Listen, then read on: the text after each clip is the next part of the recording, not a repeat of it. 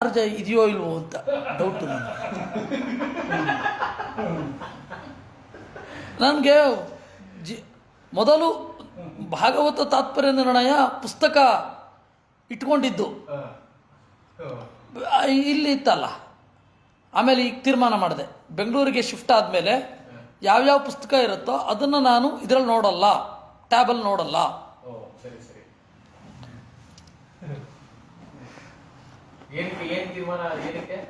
ಯಾಕೆ ಅಂದರೆ ಪುಸ್ತಕದಲ್ಲಿ ಚಾರ್ಜ್ ಇದೆಯೋ ಇಲ್ವೋ ಅಂತ ನಾನು ಯೋಚನೆ ಮಾಡ್ತೀನಿ ಅಂತಂದರೆ ಏನರ್ಥ ಅದಕ್ಕೆ? ಹೌದು, ಇಲ್ಲ. ಹಾಂ,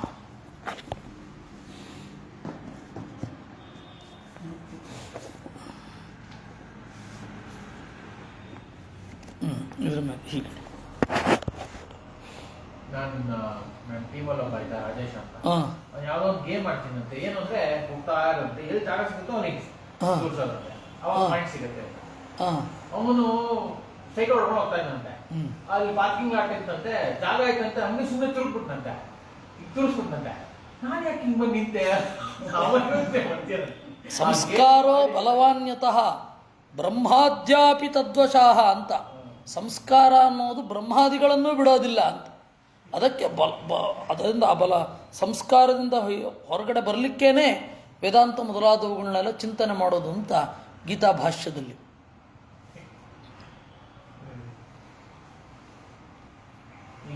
ನಾರಾಯಣಂ ನಮಸ್ಕೃತ್ಯ ನರಂ ಚೈವ ನರೋತ್ತಮಂ ದೇವೀಂ ಸರಸ್ವತೀಂ ವ್ಯಾಸಂ ತತೋ ಜಯಮುದೀರಯೇ.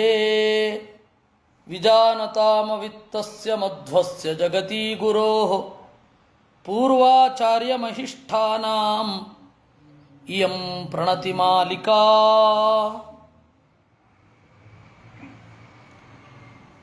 ಧರ್ಮರಾಜನ ಉತ್ತರ ಸಂಜಯನಿಗೆ.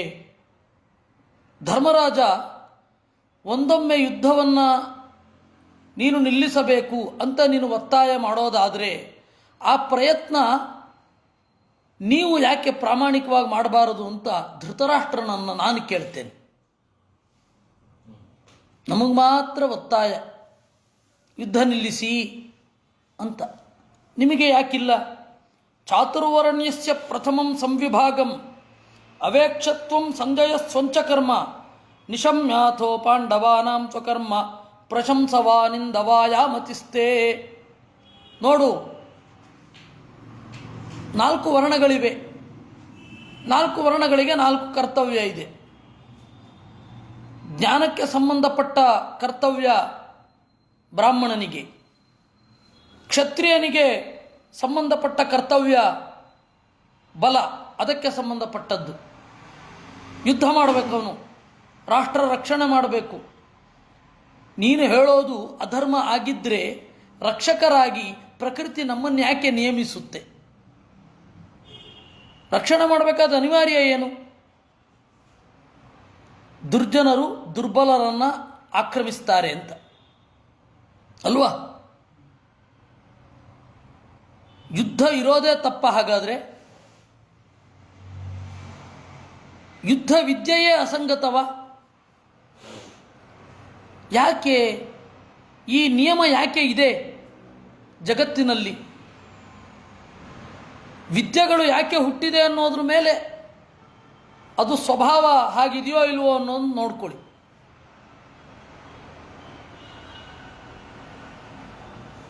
ಈ ಪ್ರೊಟೆಕ್ಷನ್ಗೆ ಸಂಬಂಧಪಟ್ಟ ಹಾಗೆ ಯುದ್ಧ ಇದೆ,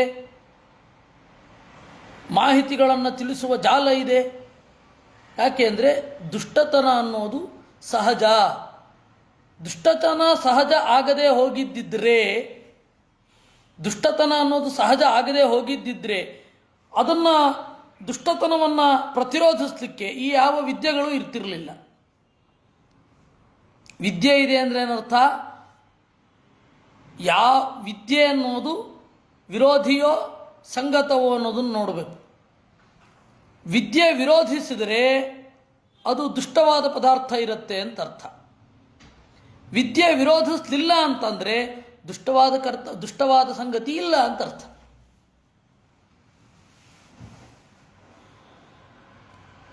ವಿರೋಧಿ ವಿದ್ಯೆ ವಿರೋಧಿಸೋದನ್ನು ಕಲಿಸುತ್ತೆ ಅಂದರೆ ಸಹಜವಾಗಿ ದೌಷ್ಟ್ಯ ಇದೆ ಅಂತ ಅರ್ಥ. ಇದನ್ನು ನೋಡ್ಕೊಂಡು ನೀನು ಮಾತಾಡಪ್ಪ. ಅವೇಕ್ಷ ಪ್ರಶಂಸವ ನಿಂದವ ಯಾಮತಿಸ್ತೆ, ಆಮೇಲೆ ನನ್ನ ಹೊಗಳು ಬೇಕಾದರೆ ತೆಗಡು. ಪ್ರಶಂಸವ ನಿಂದವ ಯಾಮತಿಸ್ತೆ, ಆದರೆ ನನಗೆ ಉತ್ತರ ಕೊಡು. ಮನುಷ್ಯನ ಬೇಸಿಕ್ ಪ್ರಿಯಾರಿಟಿ ಒಂದು ಒಳ್ಳೆಯ ಭೋಗ ಮತ್ತು ಅನುಕೂಲ, ಒಳ್ಳೆಯ ವಾತಾವರಣ. ಇದು ಮನುಷ್ಯನ ಬೇಸಿಕ್ ಪ್ರಿಯಾರಿಟೀಸ್. ಅವನು ಊಟಕ್ಕಾಗಿ ವೃತ್ತಿ ಮಾಡಬೇಕು, ಆ ವೃತ್ತಿಯಲ್ಲಿ ಪ್ರಾಮಾಣಿಕನಾಗಿರಬೇಕು, ತಪ್ಪು ತಪ್ಪು ವೃತ್ತಿಯನ್ನು ತೆಗೆದುಕೊಳ್ಬಾರದು. ಪ್ರಕೃತಿಯೇ 4 ವೃತ್ತಿಯನ್ನು ಜಗತ್ತಿಗೆ ಕೊಟ್ಬಿಟ್ಟಿದೆ. ಜ್ಞಾನಕ್ಕೆ ಸಂಬಂಧಪಟ್ಟ ವೃತ್ತಿ, ಬಲಕ್ಕೆ ಸಂಬಂಧಪಟ್ಟ ವೃತ್ತಿ, ವ್ಯಾಪಾರದ ವೃತ್ತಿ, ಈ 3 ಜನರಿಗೆ ಸಪೋರ್ಟ್ ಮಾಡುವ ವೃತ್ತಿ. ಅಂದ ಮೇಲೆ ಯಾಕೆ ಈ ವಿರೋಧಗಳು? ನಾವು ಹೋರಾಡುತ್ತೇವೆ.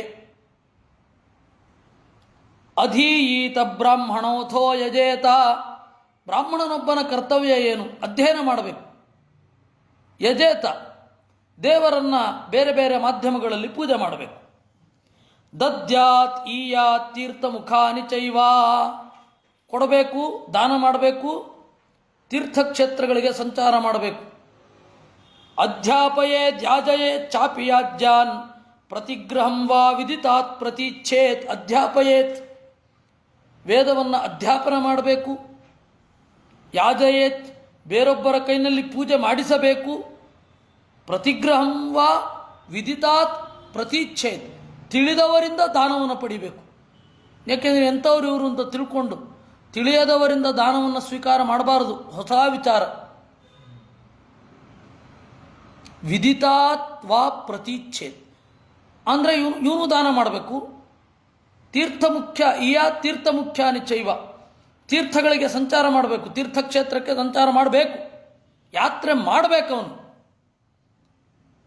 ಇನ್ನು ನ ಯಾಜಯೇನ್ನಾಪಿ ನ ಚಾಧ್ಯಯೀತ ಅಧೀಯೀತ ಕ್ಷತ್ರೇಯೇಥೋ ಯಜೇತ ದದ್ಯಾದ್ದಾನಂ ನತು ಯಾಚೇತ ಕಿಂಚಿತ್ ನ ಯಾಜಯೇನ್ನಾಪಿ ಚಾಧ್ಯಾಪಯೀತ ಏಷ ಸ್ಮೃತ ಕ್ಷತ್ರ ಧರ್ಮ ಪುರಾಣ.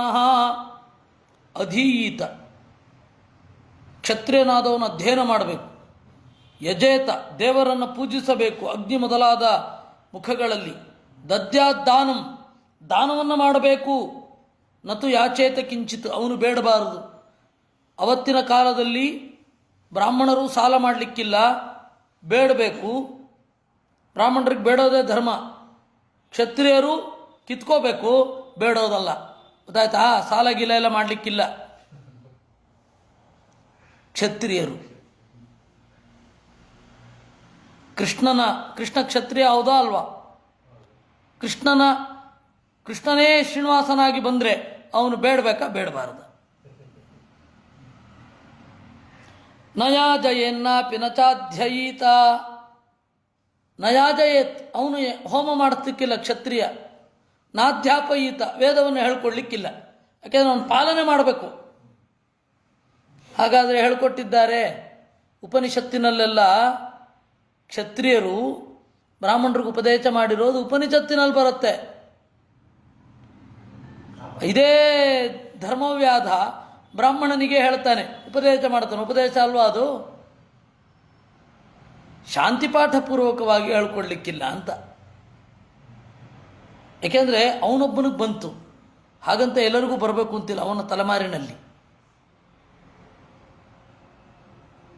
ಅವರೆಲ್ಲ ಗುರುತ್ವ ಇಲ್ಲದೆ ಗುರುತ್ವವನ್ನು ಪಡ್ಕೊಂಡ್ಬಿಟ್ರೆ ಗತಿ ಏನು? ದಾಯ ಅನ್ನೋದು ಮನೆ ಮಟ್ಟಿಗೆ ಸೀಮಿತವಾಗಿದ್ದರೆ ಸರಿ. ಮುಂದಿನವರಿಗೆ ಸಕ್ಸಸರ್ಶಿಪ್ ಅನ್ನೋದು ಮನೆ ಮಟ್ಟಿಗೆ ಸೀಮಿತ ಆಗಿರಬೇಕೇ ವಿನಃ ಸಮಾಜಕ್ಕಲ್ಲ. ಒಬ್ಬ ಗುರುವಿನ ವಾರಸುದಾರ ಅವನ ಮಗ ಆಗಿಬಿಟ್ರೆ ಗತಿ ಏನು? ಅವನು ಅಧ್ಯಯನ ಮಾಡಿಲ್ಲದೆ ಹೋದರು ನಮ್ಮ ಗುರುಗಳ ಮಗ, ನಮ್ಮ ಗುರು ಅಂತ ಇಟ್ಕೊಂಡ್ಬಿಟ್ರೆ ಭಾರಿ ಸಮಸ್ಯೆ. ಅವನು ಯೋಗ್ಯನಾಗಿದ್ದರೆ ಗೌರವ ಕೊಡ್ಲಿಕ್ಕೆ ತೊಂದರೆ ಇಲ್ಲ, ಅಯೋಗ್ಯನಾಗಿದ್ದರೆ ಗೌರವ ಕೊಡ್ಲಿಕ್ಕೆ ಹೋದ್ರೆ ಗತಿ ಏನು? ಆ ಹಿನ್ನೆಲೆಯಲ್ಲಿ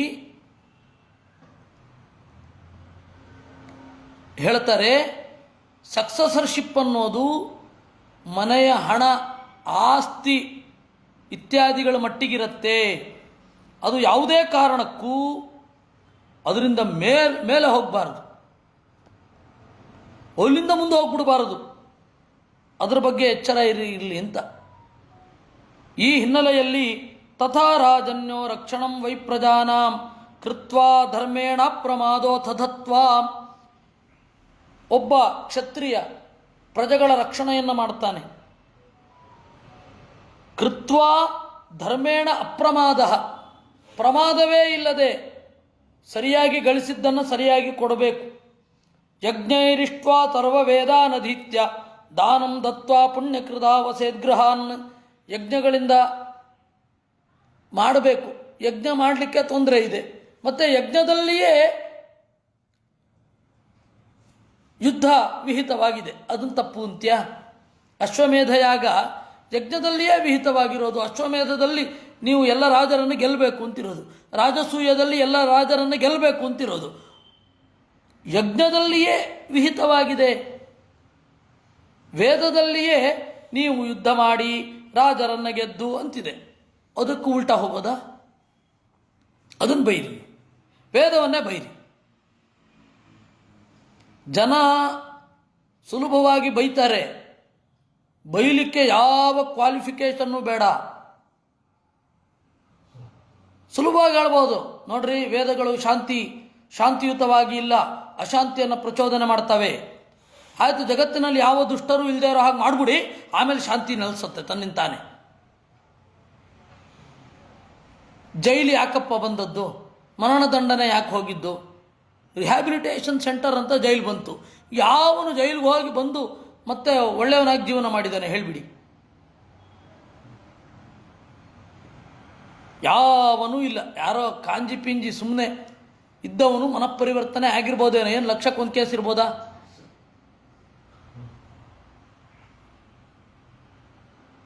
ಬೇಕಾದ್ರೆ ಅದನ್ನು ದುಡ್ಡು ಬರೋದ ಹಾಗೆ ಪರಿವರ್ತನೆ ಮಾಡ್ಕೊಳ್ತಾರೆ.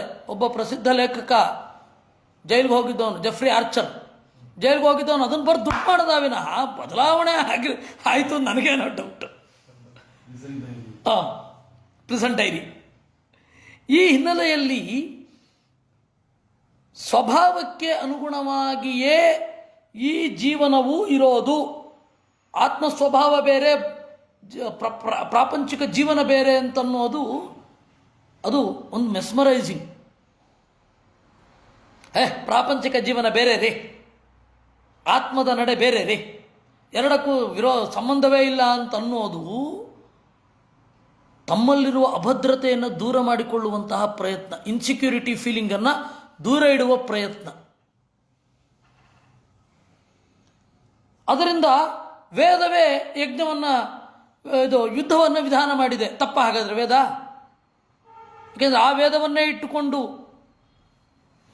ಎಲ್ಲರೂ ಒಂದೇ ಅಂತ ಪ್ರತಿಪಾದನೆ ಮಾಡಲಿಕ್ಕೆ ಬೇರೆ ಹೊರಡ್ತೀರ, ಪರಸ್ಪರ ವಿರೋಧ ಬರುತ್ತೆ. ಸಧರ್ಮಾತ್ಮ ಧರ್ಮಮದೀತ್ಯ ಪುಣ್ಯಂ ಯದೃಚ್ಛಯ ವ್ರಜತಿ ಬ್ರಹ್ಮಲೋಕಂ. ಅಂತಹ ಒಬ್ಬ ಕ್ಷತ್ರಿಯ, ಫೈಟ್ ಮಾಡುವ ಫೈಟರ್ ಕ್ಷತ್ರಿಯ ವಿಲ್ ಅಟೈನ್ ಬ್ರಹ್ಮಲೋಕ. ಬ್ರಹ್ಮನ ಲೋಕವನ್ನು ಅವನು ಹೊಂದುತ್ತಾನೆ. ವೈಶ್ಯೋಧೀತ್ಯ ಕೃಷಿಗೋ ರಕ್ಷಪಣ್ಯೈ ವಿತ್ತಂ ಚಿತ್ವಾ ಪಾಲಯನ್ನ ಪ್ರಮತ್ತಃ ಪ್ರಿಯಂ ಕುರುವನ್ ಬ್ರಾಹ್ಮಣ ಕ್ಷತ್ರಿಯಾಣಾಂ ಧರ್ಮಶೀಲ ಪುಣ್ಯಕೃದಾವಸೇದ್ಗ್ರಹಾನ್. ಇನ್ನು ವೈಶ್ಯ ಅಧ್ಯಯನ ಮಾಡಬೇಕು, ವೇದವನ್ನು ಅಧ್ಯಯನ ಮಾಡಿ ಕೃಷಿ, ಹೊಲ, ಗೋರಕ್ಷಣೆ ಇವುಗಳನ್ನು ಮಾಡಬೇಕು. ಪಣ್ಯ ಮಾರೋದು ಬ್ರಾಹ್ಮಣರಿಗೂ ಇಲ್ಲ, ಕ್ಷತ್ರಿಯರಿಗೂ ಇಲ್ಲ, ಮಾರೋದಿಲ್ವೇ ಇಲ್ಲ. ವಿತ್ತಂ ಚಿತ್ವಾ ಪಾಲಯನ್ನ ಪ್ರಮತ್ತಃ, ಅದನ್ನು ದುಡ್ಡನ್ನು ಗಳಿಸಿ ಪ್ರಮಾದವೇ ಇಲ್ಲದೆ ಪ್ರಿಯಂ ಕುರುವನ್ ಬ್ರಾಹ್ಮಣ ಕ್ಷತ್ರಿಯಾಣಂ, ಆಳುವವರಿಗೆ ತಿಳಿದವರಿಗೆ ನೆರವು ನೀಡಿ ಗೃಹಸ್ಥಾಶ್ರಮವನ್ನು ಪಾಲನೆ ಮಾಡಬೇಕು. ಕ್ಷತ್ರಿಯರಿಗೆ ವೈಶ್ಯರಿಗೆ ಸನ್ಯಾಸಾಶ್ರಮ ಇಲ್ಲ, ಗೊತ್ತಾಯ್ತಾ? ಸನ್ಯಾಸಾಶ್ರಮ ತಗೊಳ್ಳಿಕ್ಕಿರಲಿಲ್ಲ ಅವಾಗ. ಈಗ ಬಿಡಿ, ವೇದ ಒಪ್ಪದವರು ವೈದಿಕರ ರೀತಿ ಸನ್ಯಾಸ ಸನ್ಯಾಸ ಅನ್ನೋದು ಪ್ಯೂರ್ಲಿ ಕಾನ್ಸೆಪ್ಟ್ ಆಫ್ ವೇದ ತಗೊಳ್ತಾರೆ. ವೇದ ವಿರೋಧಿಯಾಗಿ ಸನ್ಯಾಸ ತಗೊಳ್ತಂತೆ. ಏನು ಹಣೆ ಬರಹವೋ ಏನೋ.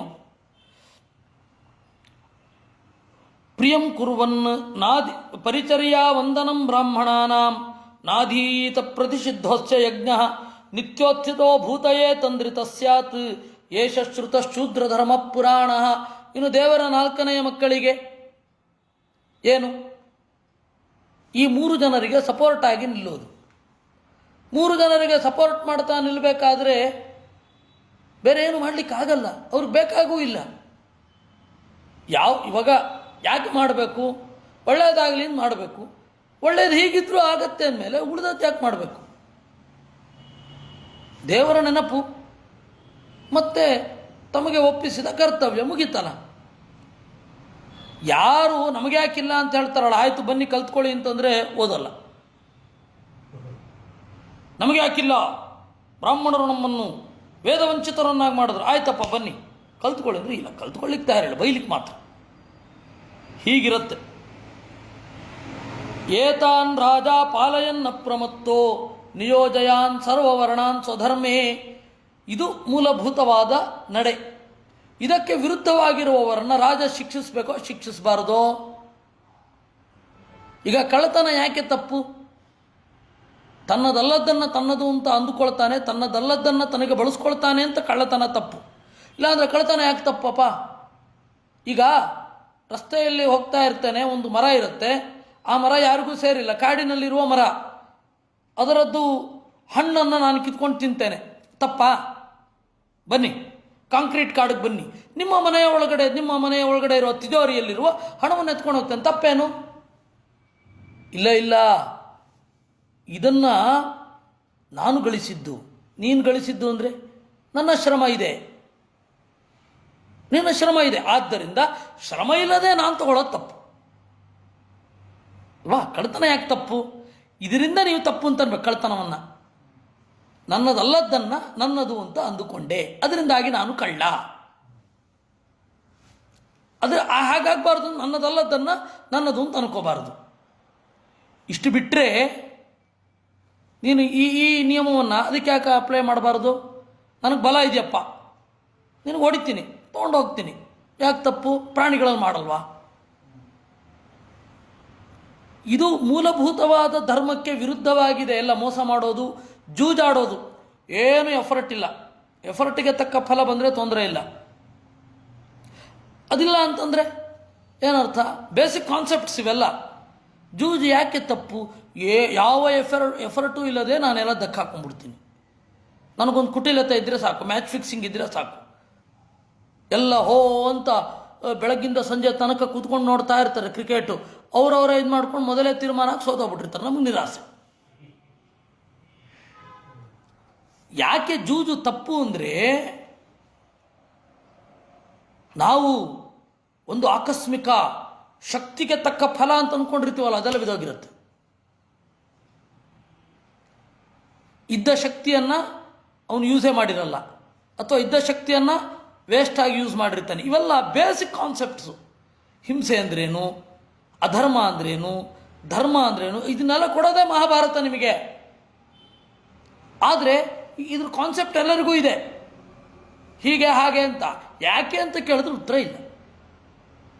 ಕಳ್ತನ ಯಾಕಪ್ಪ ತಪ್ಪು ಅಂತ ಕೇಳಿ ಮಹಾಭಾರತ ಓದಿಲ್ಲದವರ ಜೊತೆಗೆ ಅಥವಾ ಆಳವಾಗಿ ಅನ್ಯಾಯವನ್ಯಾಯ ಅಂತ ಸಾಧನೆ ಮಾಡಿಬಿಡ್ಬೋದು. ಈಗ ಸೈನಿಕರು ಗೆದ್ದ ರಾಜರ ಹೆಣ್ಣು ಮಕ್ಕಳನ್ನು ಎತ್ಕೊಂಡು ಹೋಗ್ತಾರೆ. ಅವ್ರದ್ದು ತಪ್ಪಿಲ್ಲ ಅಂದರೆ ನಿಮ್ಮ ಮನೆಯ ಹೆಣ್ಣು ಹೊಡೆಯೋದು ನನಗೇನು ತಪ್ಪು? ಏನು ಉತ್ತರ ಕೊಡ್ತೀರ ನೀವು? ಏನು ಉತ್ತರ ಕೊಡ್ಲಿಕ್ಕೆ ಬರಲ್ಲ, ಉತ್ತರ ಕೊಡ್ಲಿಕ್ಕಾಗಲ್ಲ. ಯುದ್ಧದಲ್ಲಿ ಬೇರೆ ದೇಶದ ಹೆಣ್ಣು ಮಕ್ಕಳನ್ನು ಸೈನಿಕರು ಎತ್ಕೊಂಡು ಹೋಗಬಹುದಾದರೆ, ನಾನು ಈ ದೇಶದವನಾಗಿ ಈ ದೇಶದ ಒಬ್ಬ ಪ್ರಜೆಯ ಹೆಣ್ಣನ್ನು ಎತ್ಕೊಂಡು ಹೋಗೋದು ಏನು ತಪ್ಪು? ಕಷ್ಟ ಇದೆ ಉತ್ತರ ಹೇಳೋದು. ಈ ಕಾನ್ಸೆಪ್ಟಿಗೆ ಬಂದರೆ ಉತ್ತರ ಹೇಳಲಿಕ್ಕಾಗತ್ತೆ, ಇಲ್ಲ ಅಂದರೆ ಉತ್ತರ ಹೇಳಲಿಕ್ಕಾಗಲ್ಲ.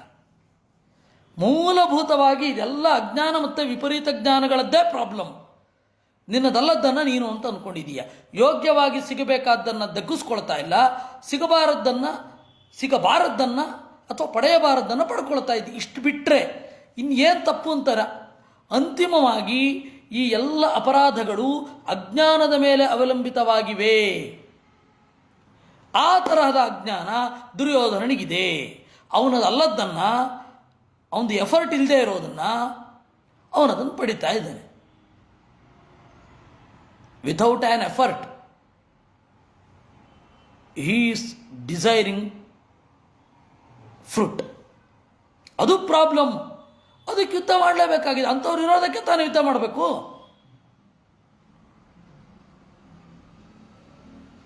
ಅದನ್ನೇ ಮಾಡ್ತಾ ಇದ್ದೀವಿ ನಾವು. ಧರ್ಮರಾಜನ ಉತ್ತರ ಇದು. ಅಕಾಮಾತ್ಮ ಏತಾನ್ ರಾಜ ಅಕಾಮಾತ್ಮ ಸಮವೃತ್ತಿ ಪ್ರಜಾಸು ನಾ ಧಾರ್ಮಿಕಾನ್ ಅನುರುದ್ಧೇತ ಕಾಮಾತ್. ಅಹಿಂಸೆ ಅಂತ ಹೇಳಿ ಇರುವವರು ಹಿಂಸಕರಾದವರನ್ನು ಹಿಂಸೆ ಮಾಡಬಾರದು ಅಂದ್ರೆ ಏನರ್ಥ? ಹಿಂಸಕರಾದವರನ್ನು ಹಿಂಸೆ ಮಾಡಿದ್ರೇನೆ ಅಹಿಂಸಕರಾದವರು ಬದುಕೋದು. ಸದಾ ದುಷ್ಟಾನ್ ಅನುಶಿಷ್ಯನ್ ಪ್ರಜಾನಾನ್ ನಚೇದ್ ಗೃಧ್ಯೇ ರೀತಿ ತಸ್ಮಿನ್ನ ಸಾಧು. ಏನೂ ಬಯಸಬಾರದು ಅಂತ, ಏನೂ ಬಯಸಬಾರದು ಅಂದರೆ ಬಯಸಬೇಕಾದದ್ದನ್ನು ಬಯಸಬಾರದು ಅಂತ ಅರ್ಥ ಅಲ್ಲ. ಬಯಸುವ ರೀತಿ ಸರಿಯಾಗಿರಲಿ ಅಂತಷ್ಟೇ ಅರ್ಥ. ಯದಾ ಗೃಧ್ಯೇತ್ ಪರಭೂತೋನ್ ರುಚಂತೌ ವಿಧಿ ಪ್ರಕೋಪಾತ್ ಬಲಮಾದದಾನಃ. ಬಲಿಷ್ಠನಾದವ ಪರಭೂತವು ಬೇರೆಯವರ ಸಂಪತ್ತನ್ನು ಬಯಸಿದರೆ ಅದನ್ನು ತಡಿಲಿಕ್ಕಾದರೂ ಒಂದು ಪ್ರಭುತ್ವ ಬೇಕು. ಆಯ್ತಪ್ಪ, ಇಷ್ಟೆಲ್ಲ ಹೇಳ್ತಿರಲ್ಲ, ಆಯಿತು, ನಾನು ರಾಜ್ಯ ಬಿಟ್ಕೊಟ್ಟು ಹೊಟ್ಟೋಗ್ತೀನಿ. ನಾಳೆ ದುರ್ಯೋಧನ ಚಂಡಶಾಸನ ಹಾಗೇ ಆಗ್ತಾನೆ. ಚಂಡಶಾಸನ ಡಿಕ್ಟೇಟರ್ ಹಾಗೇ ಆಗ್ತಾನೆ. ಅವಾಗ ಅವನಿಗೂ ಇದೇ ರೀತಿ ಉಪದೇಶ ಮಾಡ್ತೀರಾ?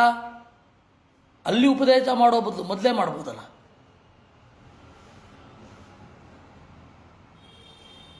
ತಥೋ ರಾಜ್ಞಾಂ ಭವಿತಾ ಯುದ್ಧಮೇತತ್ ತತ್ರ ಜಾತಂ ವರ್ಮಶಸ್ತ್ರಂ ಧನುಶ್ಚ ಇಂದ್ರೇಣೈತದ್ದಸ್ಯು ವಧಾಯ ಕರ್ಮ ಉತ್ಪಾದಿತಂ ವರ್ಮಶಸ್ತ್ರಂ ಧನುಶ್ಚ. ಇಂದ್ರ ಕೂಡ ಕಳ್ಳರನ್ನು ನಿಗ್ರಹಿಸಿದ ಕಥೆ ಋಗ್ವೇದದಲ್ಲಿ ಪ್ರಸಿದ್ಧವಾಗಿದೆ. ಇಂದ್ರನೂ ಕೂಡ ಬಿಲ್ಲು ಹಿಡಿದ, ಶಸ್ತ್ರವನ್ನು ಉಪಯೋಗಿಸಿದ ಅಂಥದ್ದು ನಾವು ಮಾಡಲಿಕ್ಕೇನು ತೊಂದರೆ?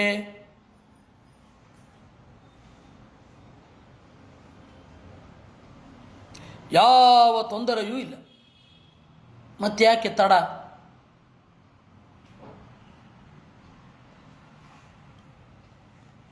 ತತ್ರ ಪುಣ್ಯಂ ದಸ್ಯು ವಧೇನ ಲಭ್ಯತೆ ಸೋಯಂ ದೋಷ ಕುರುಭಿ ತೀವ್ರ ರೂಪ. ಅದರಿಂದಾಗಿ ದಸ್ಯುವಧೇನ ಪುಣ್ಯಂ ಲಭ್ಯತೆ. ಕಳ್ಳರನ್ನು ಕೊಲ್ಲೋದರಿಂದ ಪುಣ್ಯ ಸಿಗುತ್ತೆ. ಪುಣ್ಯ ಅಂದರೆ ಅದು ಜ್ಞಾನ ಪ್ರತಿಬಂಧಕವಾದದ್ದೇ ಪಾಪ. ಜ್ಞಾನ ಪ್ರತಿಬಂಧಕವನ್ನು ತೊಲಗಿಸಿದರೆ ಮನಸ್ಸಿನ ಶುದ್ಧಿ ಆಗತ್ತಲ್ಲ, ಅದೇ ಪುಣ್ಯ. ಪುಣ್ಯ ಪಾಪ ಅಂದರೆ ಅದಕ್ಕೊಂದು ಭೌತಿಕ ರೂಪ ಇಲ್ಲ. ಮಧ್ವಾಚಾರ್ಯರು ಆ ರೀತಿ ಪುಣ್ಯ ಪಾಪಗಳನ್ನು ಹೇಳಲಿಲ್ಲ. ಪಾಪದ ಕೊಡ ತುಂಬೋದು ಅನ್ನೋದು ಮೆಟಾಫರಿಕ್ ಆಗಿ ಹೇಳೋದು, ಆಲಂಕಾರಿಕ. ಅದು ಪಾಪ ಅಂದರೆ ಜ್ಞಾನ ಪ್ರತಿಬಂಧಕವಾದದ್ದೇ ಸರಿ, ಪುಣ್ಯ ಅಂದರೆ ಜ್ಞಾನ ಸಂಪಾದಕವಾದದ್ದೇ ಹೌದು. ಪಾಪ ಪುಣ್ಯಕ್ಕೆ ಇದೇ ಡೆಫಿನೇಷನ್, ಬೇರೆ ಇಲ್ಲ.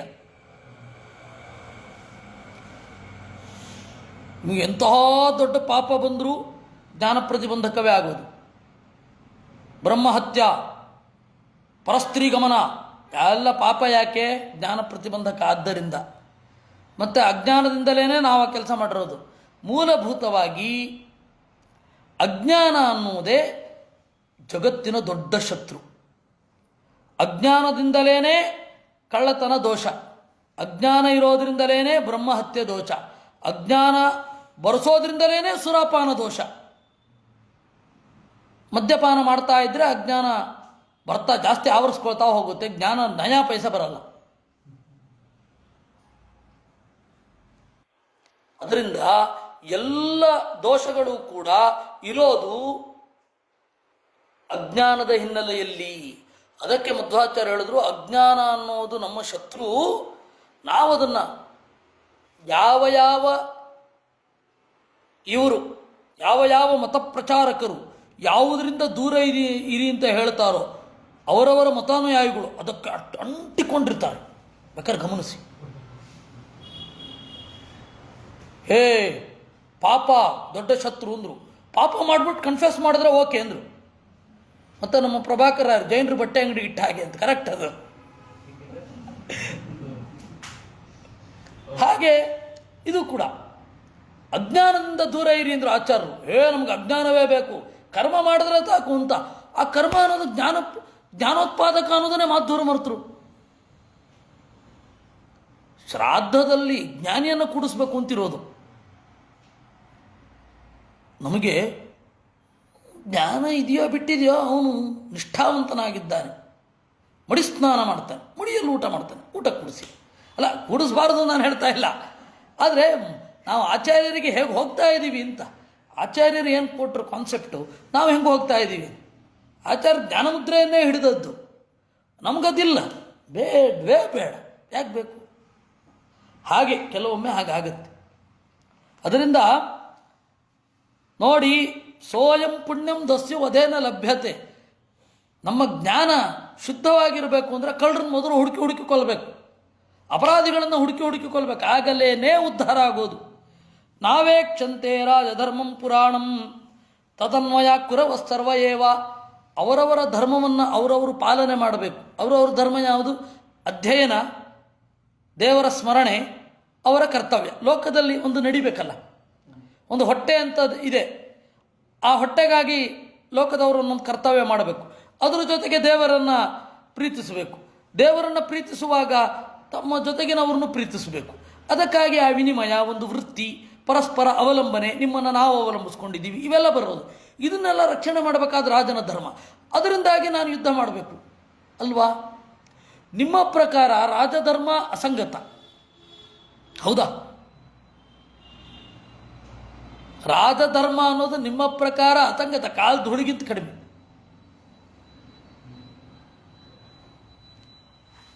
ಸ್ಥೇನೋ ಹರೇದ್ಯತ್ರ ಧನಂ ಪ್ರಹೃಷ್ಟ ಪ್ರಸಶ್ಚವಾ ಯತ್ರ ಹರೇತ ದೃಷ್ಟ ಉಭೌ ಗರ್ಹ್ಯೌ ಭವತಃ ಸಂಜಯೈತೌ ಕಿಂ ವೈ ಪೃಥಕ್ ತ್ವಂ ಧೃತರಾಷ್ಟ್ರಸ್ಯ ಪುತ್ರೇ. ಕಳ್ಳ, ಕೆಲವರು ಕಳ್ಳರು, ಧರ್ಮರಾಜ ಹೇಳೋದು ಸ್ಥೇನೋ, ಸ್ಥೇನ ಅಂದರೆ ಕಳ್ಳ. ಅದೃಷ್ಟ, ಕಳ್ಳ ಕಾಣದಂತೆ ಹಣವನ್ನು ಕದ್ದರೂ ರಾಜನನ್ನೇ ಬೈಬೇಕು, ಹಗಲು ದರೋಡೆ ಮಾಡಿದ್ರು ರಾಜನನ್ನೇ ಬೈಬೇಕು. ಯಾಕೆಂದರೆ ಅಲ್ಲಿ ಎರಡೂ ಕಡೆ ರಾಜ ಅಪ್ರಮಾಣ, ರಾಜನ ತಪ್ಪು ಅದು.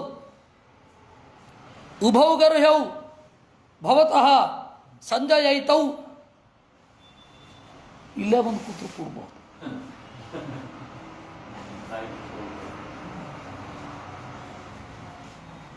ಕಳ್ಳ ಕದ್ದುಕೊಂಡು ಗೊತ್ತಾಗದೆ ಕದ್ರೂ ದೋಷವೇ, ಅದಕ್ಕೂ ರಾಜನನ್ನೇ ಬೈಬೇಕು. ಹಗಲು ದರೋಡೆ ಮಾಡ್ತಾ ಇದ್ರು ರಾಜನನ್ನೇ ಬೈಬೇಕು. ಯಾಕೆಂದರೆ ರಾಜನಿಗೆ ವರ್ಣಾಶ್ರಮ ಧರ್ಮ ಅನ್ನೋದಿರುತ್ತೆ. ಈ ಕಳ್ಳತನ ಅನ್ನೋದು ಅಜ್ಞಾನವನ್ನು ಹೆಚ್ಚಿಸ್ತಾ ಹೋಗುತ್ತೆ. ಕಳ್ಳತನವೇ ಅಜ್ಞಾನದಿಂದ ಬಂದದ್ದು ನೋಡಿದ್ವಿ. ಅವನು ಅದನ್ನು ಹೇಳೋದು ಧರ್ಮರಾಜ. ಕಳ್ಳತನವೇ ಬೇಸಿಕಲಿ ಅಜ್ಞಾನದಿಂದ ಮಾಡಿರುವಂಥದ್ದು, ತನ್ನದಲ್ಲದನ್ನು ತಾನು ಅಂತ ಅಂದುಕೊಳ್ಳೋದು. ಆ ಹಿನ್ನೆಲೆಯಲ್ಲಿ ಆ ಅಜ್ಞಾನವನ್ನು ಬೆಳಿಲಿಕ್ಕೆ ಬಿಡ್ತಾ ಇರುವವನು ರಾಜ ಆದರೆ ಅವನು ದುಷ್ಟ. ಉಭೌ ಗರ್ಹ್ಯವು. ಈಗ ನಾನು ಕೇಳ್ತೇನೆ, ಜೂಜಿಗೂ ಕಳ್ಳತನಕ್ಕೂ ಏನು ಡಿಫ್ರೆನ್ಸು? ಎಫರ್ಟ್ ಇಲ್ಲದೆ ಈ ಸಂಪತ್ತು ನನ್ನದಾಗಬೇಕು ಅಂತ ಹೇಳಿ ಕಳ್ಳ ಹೊರಟಿದ್ದಾನೆ. ಎಫರ್ಟ್ ಇಲ್ಲದೆ ಈ ಸಂಪತ್ತು ನನ್ನದಾಗಬೇಕು ಅಂತ ಜೂಜಾಡ್ತಾರೆ. ಆ ಜೂಜಿನಲ್ಲೂ ಒಂದು ದ್ರೋಹ, ದ್ರೋಹದಲ್ಲೊಂದು ದ್ರೋಹ. ಏನದು? ಬೇರೆಯವ್ರ ಮೂಲಕ ಆಡಿಸೋದು. ವಿದುರನನ್ನು, ಇದು ಶಕುನಿಯನ್ನು ಎದುರು ಬಿಟ್ಟು ಆಡಿಸಿದ್ದು. ದ್ರೋಹದಲ್ಲೊಂದು ದ್ರೋಹ, ತಪ್ಪಲ್ಲೊಂದು ತಪ್ಪು. ಆದ್ದರಿಂದ ನೀವು ಮಾಡ್ತಾ ಇರೋದು ತಪ್ಪು. ಯುದ್ಧವೇ ಅದಕ್ಕೆ ಸರಿಯಾದ ಮದ್ದು. ಸೋಯಂ ಲೋಭಾನ್ ಮನ್ಯತೆ ಧರ್ಮಮೇನಂ ಯಮಿಚ್ಛತಿ ಕ್ರೋಧವಶಾನುಗಾಮಿ. ಆದರೆ ಲೋಭದಿಂದ ಅದನ್ನು ಧರ್ಮ ಅಂತ ಅವನಂದುಕೊಳ್ತಾ ಇದ್ದಾನೆ. ಆ ಇಲ್ಲದ ಧರ್ಮವನ್ನು ನಮಗೂ ಉಪದೇಶ ಮಾಡಲಿಕ್ಕೆ ಬರ್ತಾ ಇದ್ದಾನೆ. ಆವಾಗ ಸಂಜಯ ಧೃತರಾಷ್ಟ್ರನ ಮೂಲಕ ಏನು ವಾದ ಮಾಡಿದನೋ ಅದೇ ವಾದ ಇವತ್ತು ಮಾನವ ಹಕ್ಕು ಆಯೋಗದವರು ಮಾಡ್ತಾ ಇದ್ದಾರೆ. ಅದನ್ನು ಅಪರಾಧ ಮಾಡೋದನ್ನು ತಡೆಯೋದಲ್ಲ, ಅದರಲ್ಲಿ ಕರ್ತವ್ಯ ಇಲ್ಲ, ಹಕ್ಕು ಇದೆ. ಕರ್ತವ್ಯ ಏನು? ಕಳ್ಳತನ ಮಾಡದೇ ಇರೋದು. ಆದರೆ ಅದಕ್ಕೇನೂ ಇಲ್ಲ.